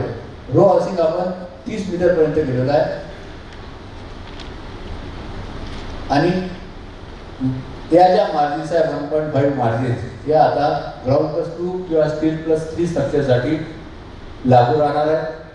परंतु यापेक्षा जास्त उंचीची पण इमारत त्या ठिकाणी अनुज्ञ होईल प्रोव्हायडेड त्यांनी साईड आणि रिअर मार्जिन जो रेग्युलर फॉर्म्युला आहे त्या फॉर्म्युलाप्रमाणे जर सोडल्या तर यापेक्षा उंची इमारत सुद्धा या रस्त्यांवरती अनुज्ञ होणार आहे. आपला रेग्युलर फॉर्म्युला पुढे आहे H/5 एसुरी 2 floors parking floors of up to 6 meter height. EWS housing करायचं असेल तर आपण 20 स्क्वेअर मीटर पर्यंत सुद्धा प्लॉट साईज कमी केलेले आहे. त्यानंतर medical, educational, public semi public, cinema theatre, मंगल कार्यालय यासाठी किती मार्जिन्स लागतील हे स्पेसिफाय केलं आहे. नेहमीचा प्रश्न असायचा हॉस्पिटल बिल्डिंगचा, तर हॉस्पिटल बिल्डिंगच्या बाबत आपण स्पष्टपणे नमूद केलं आहे की हॉस्पिटल, नर्सिंग होम काही पण समृद्धी द्या, जर ती नॉन स्पेशल बिल्डिंग असेल तर त्याला 6 मीटर मार्जिन लागेल. अशी इमारत 7.5 मीटरवरती सुद्धा अनुज्ञ होईल आणि त्याला मार्जिनच्या 3 मीटर सर्व बाजूला लागेल. जर ती स्पेशल बिल्डिंग असेल तर त्याला रस्ता 12 मीटर लागेल आणि मार्जिनच्या 6 मीटर लागतील. त्यामुळे मोठ्या प्रमाणात जो क्लिनिक आणि हॉस्पिटलचा जो मुद्दा होता तो मोठ्या प्रमाणात सुटेल अशी अपेक्षा आहे. फ्रंट मार्जिन किती उंच इमारत असू द्या, आता फ्रंट मार्जिन आधीचा जो टेबल आहे सिद्धी म्हणजे जे छोट्या इमारतींना फ्रंट मार्जिन लागत होती ती उंच इमारतींना लागेल. फक्त इमारत जर ती स्पेशल इमारत होत असेल तर त्याला मात्र फ्रंट मार्जिन 6 मीटर लागेल. अशा स्थितीमध्ये 24 मीटरच्या वरच्या जितक्या पण इमारती आहे 100 मीटर, 150 मीटर, 200 मीटर त्या सर्व इमारतींना फ्रंट मार्जिन ही 6 मीटर लागेल. फ्रंट मार्जिन जास्त करण्याची तरतूद ठेवण्यात आलेली नाही, कारण जास्त मार्जिन खाली झाल्या की स्टील स्केल जे आहे ते बिघडतं आणि मग ॲस्थेटिक जे आहे ते निघून जातं. त्यामुळे फ्रंट मार्जिन आता कोणत्याही उंच इमारतीसाठी 6 मीटर प्रमाणे चालेल. त्यापेक्षा 24 मीटरच्या कमी असतील तर जी काही 3 मीटर मार्जिन आहे तीच फ्रंट मार्जिन 24 मीटरपर्यंत चालेल अशी तरतूद करण्यात आली आहे. Side and rear marginal distances याच्यावर काही फॉर्म्युला आहे. ग्राउंड आणि खालचे दोन फ्लोर्स आहेत अप टू 6 मीटर जे पार्किंगचे असतील तर ते या हाईट मोजण्यामध्ये गणले जाणार नाही अशी तरतूद करण्यात आलेली आहे. डेड वॉल असेल जिथून लाईट अँड व्हेंटिलेशन आपण डिराईव्ह करत नाही अशा ठिकाणी नॉन स्पेशल बिल्डिंग असेल आणि मार्जिन 5 मीटर येत असेल तर ती आपल्याला 3 मीटरच ठेवता येईल. स्पेशल बिल्डिंग असेल मार्जिन 11 मीटर असेल तर ती आपल्याला 6 मीटरच ठेवता येईल अशी डेड वॉलच्या बाबत तरतूद करण्यात आलेली आहे. मॅक्झिमम मार्जिन ही 12 मीटर राहील. प्लॉट किती पण जास्त इमारत उंचीची असली तरी मॅक्झिमम 12 मीटर प्लॉट बांधणीपासून आणि डिस्टन्स बिटवीन 2 बिल्डिंग जे आहे ते सर्वात उंच इमारत जी आहे तिची साईड मार्जिन जी आहे ती डिस्टन्स बिटवीन 2 बिल्डिंग राहील आणि असं डिस्टन्स बिटवीन 2 बिल्डिंग हे अंतर 16 मीटरपेक्षा जास्त असणार नाही किंवा ओनरला वाटेल तर ठेवू शकेल पण 16 मीटरपेक्षा जास्त ठेवण्याची आवश्यकता असणार नाही अशी नियमात तरतूद आहे. त्या व्यतिरिक्त आपण 1 स्टेप पुढे गेलेलो आहे की स्टेप मार्जिन. जर या मार्जिन तुम्हाला ग्राउंड फ्लोअरवरती सोडणं शक्य नसेल तर वरच्या फ्लोअरवरती सुद्धा आपण सोडू शकाल, परंतु स्पेशल बिल्डिंगच्या बाबतीत 6 मीटर ग्राउंड फ्लोअर असायला पाहिजे आणि नॉन स्पेशलच्या बाबतीत 3 मीटर ग्राउंड फ्लोअर असायला पाहिजे. पुढचे जे मार्जिनचे टप्पे आहेत त्याला हायर हाईटला तुम्हाला सोडता येते. ज्या ज्या ठिकाणी जास्त हाईट लागते त्या ठिकाणी तुम्हाला टप्पे ते सोडता येतील.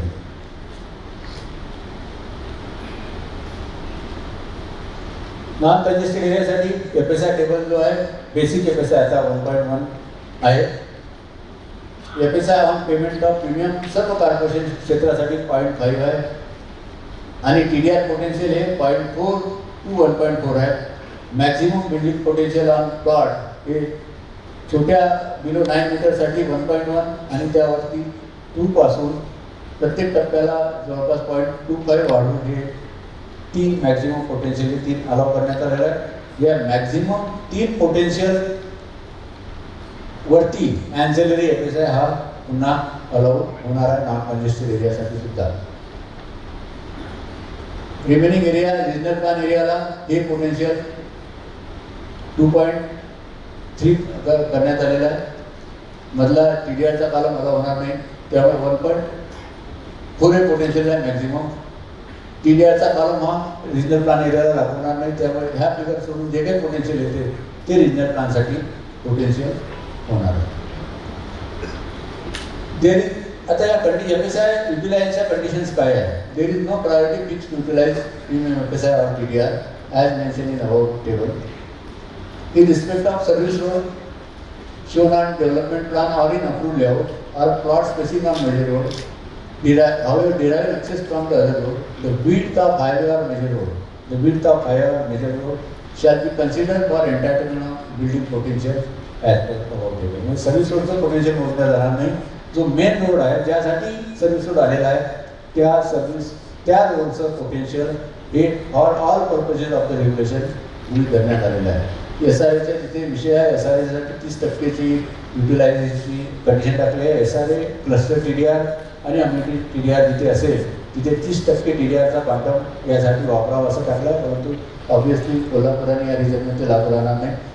रेट प्रीमियम एफएसआयचे दर जे आहे ते 35% निश्चित करण्यात आलेले आहे. परवाच नोटिफिकेशन आलेलं आहे. हे दर 50% कन्सेशन सब्जेक्ट टू कंडिशन काही कंडिशन देण्याचं नोटिफिकेशन आलेलं आहे. Basic FSI for unauthorised subdivided plot मी मगाशी सांगितल्यामुळे 75% मिळणार आहे.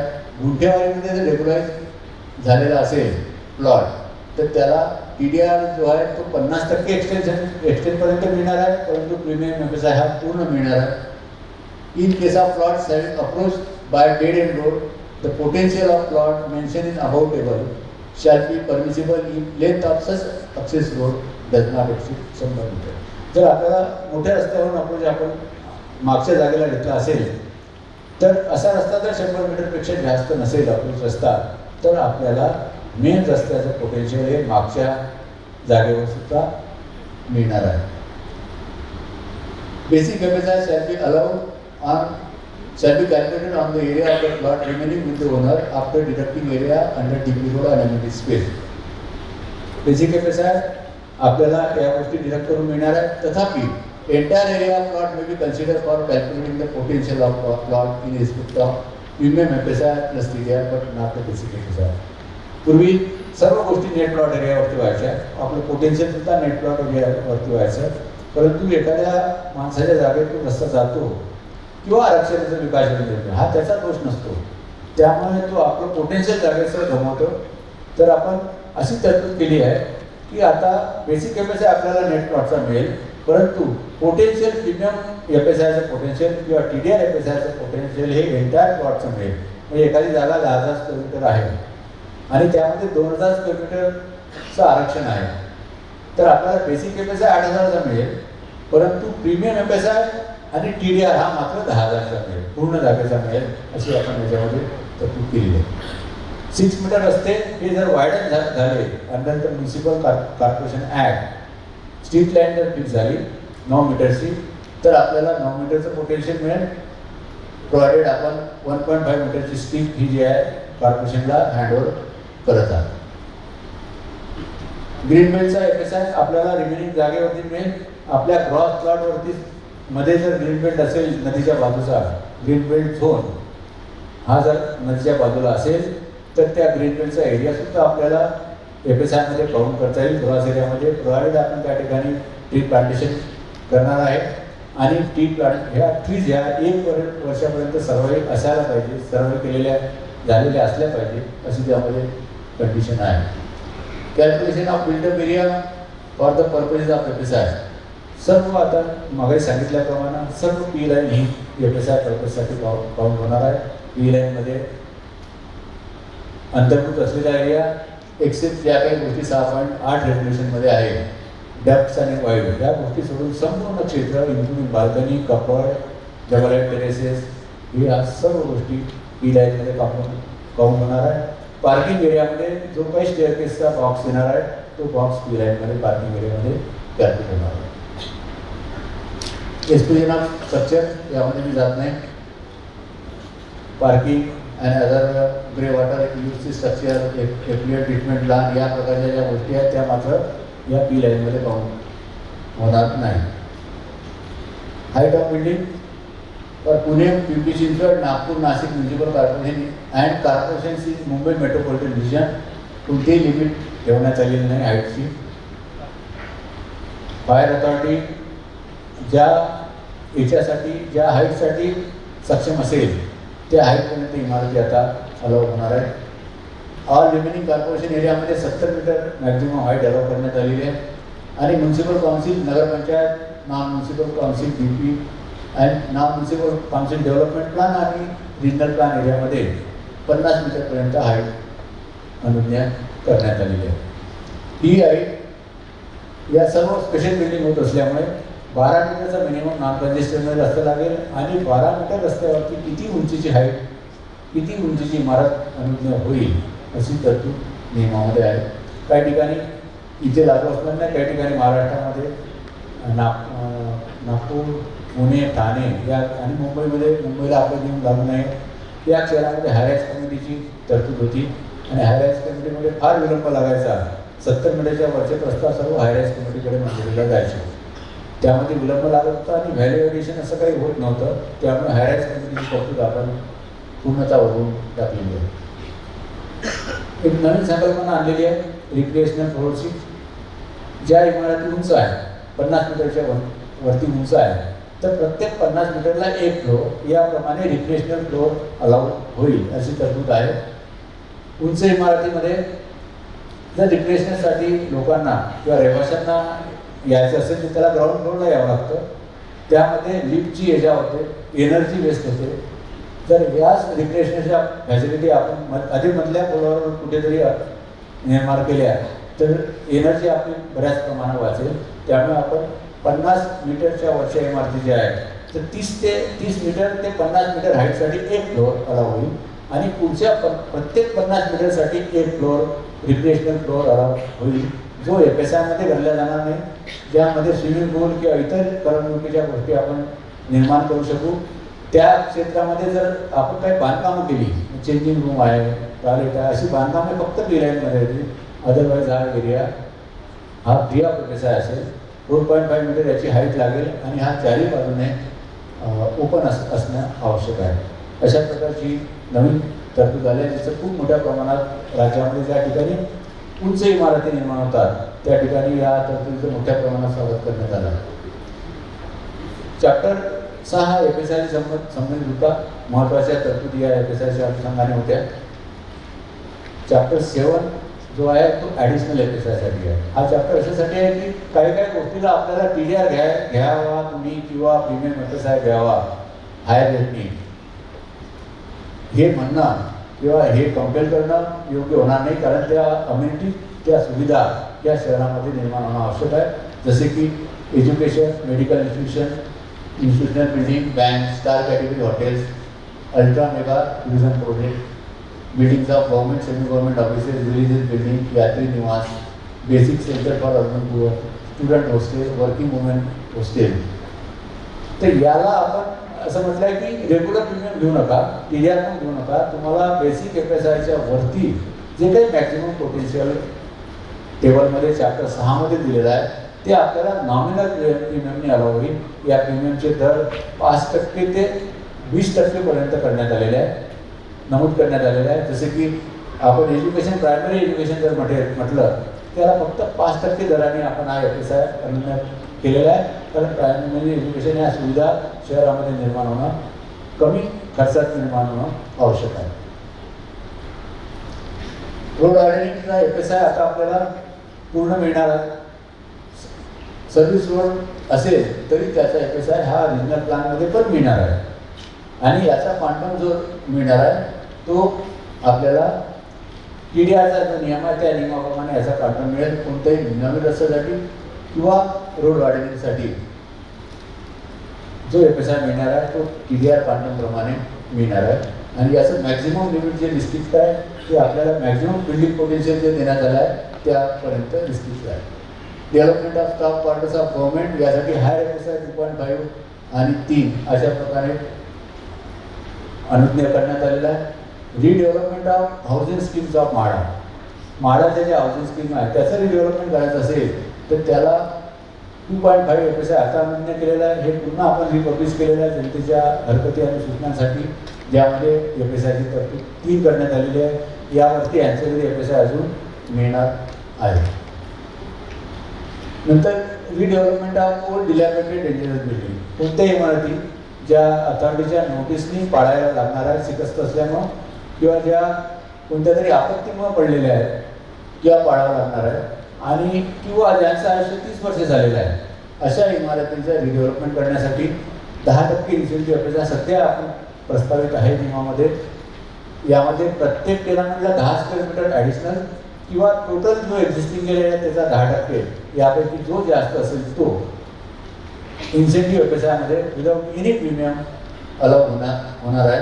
यामध्ये आपल्याला मिनिमम जो टेनामेंट साईज आहे 27.87 द्यायचा आहे. म्हणजे एखाद्याचं 10 स्क्वेअर मीटरचं एक रूम असेल तर त्याला मिनिमम रिडेव्हलपमेंटमध्ये 27.87 द्यायचं आहे.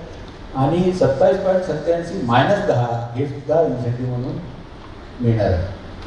हेच रेग्युलेशन आता शासनाने पुन्हा प्रसिद्ध केलेलं आहे, ज्यामध्ये 10% इन्सेंटिव्ह हा 30% करण्यात आलेला आहे. त्याच्या सूचना आणि हरकती झाल्यानंतर ते रेग्युलेशन इफेक्टमध्ये येईल. ते टेनंटेड बिल्डिंग असेल तर मात्र हाच 10% FSI जो आहे तो 50% करण्यात आलेला आहे. टेनंटेड बिल्डिंगच्या रिहॅबिलिटेशनसाठी तिथले टेनंट आहे त्यांना रिहॅबिलिट करता यावं यासाठी हा FSI हा 50% करण्यात आलेला आहे. यामध्ये फक्त अट आहे की 51% लोकांनी रिडेव्हलपमेंटला कन्सेप्ट टेनंटेड लोकांनी रिडेव्हलपमेंटला कन्सेप्ट द्यावं. अजून एक रिव्होल्युशनरी परिवर्तन करणारी तरतूद जे खूप आधी यायला पाहिजे असं मला नेहमी वाटत होतं, ती आली आहे की डेव्हलपमेंट हाऊसिंग फॉर EWSI करायची. कुणालाही 30 स्क्वेअर मीटर बिल्डअप एरिया आणि 50 स्क्वेअर मीटर बिल्डअप एरियाचे तुम्ही घरं बांधत असेल किंवा टेनामेंट बांधत असेल तर रेसिडेन्शियल झोनमध्ये याला जे काही मॅक्झिमम पोटेन्शियल आहे ते 15% प्रीमियमने अलाव होईल. तसेच हीच घरं जर ॲग्रिकल्चर झोनमध्ये जर बांधत असेल तर त्याला बेसिक एक FSI मिळेल. ही तरतूद रिजनल प्लॅन एरियाला पण लागू आहे. ही तरतूद समांतर प्रधानमंत्री आवास योजनेच्या धर्तीवर आहे, पण प्रधानमंत्री आवास योजना ही केंद्र शासनाने दिलेली योजना आहे. नियम आपले असतात, आपल्या राज्य शासनाची योजना का असू नये म्हणून आपण ही योजना एक राज्य शासनाने दिली. यामध्ये जर या साईजचे टेनामेंट कोणी बांधत असेल 30 आणि 50 स्क्वेअर मीटरचे, ज्यापैकी 40% टेनामेंट 30 स्क्वेअर मीटरपर्यंत त्याचे असायला पाहिजे असं बंधन आहे, तर त्यांना हा FSI मुबलक प्रमाणात मिळणार आहे. PMAY आणि यामध्ये बेसिक फरक असा आहे की PMAYला दुसऱ्या म्हाडाच्या एजन्सीमार्फत अजून काही फॉर्मॅलिटीज आहे, यामध्ये कोणत्याही फॉर्मॅलिटीज नाही.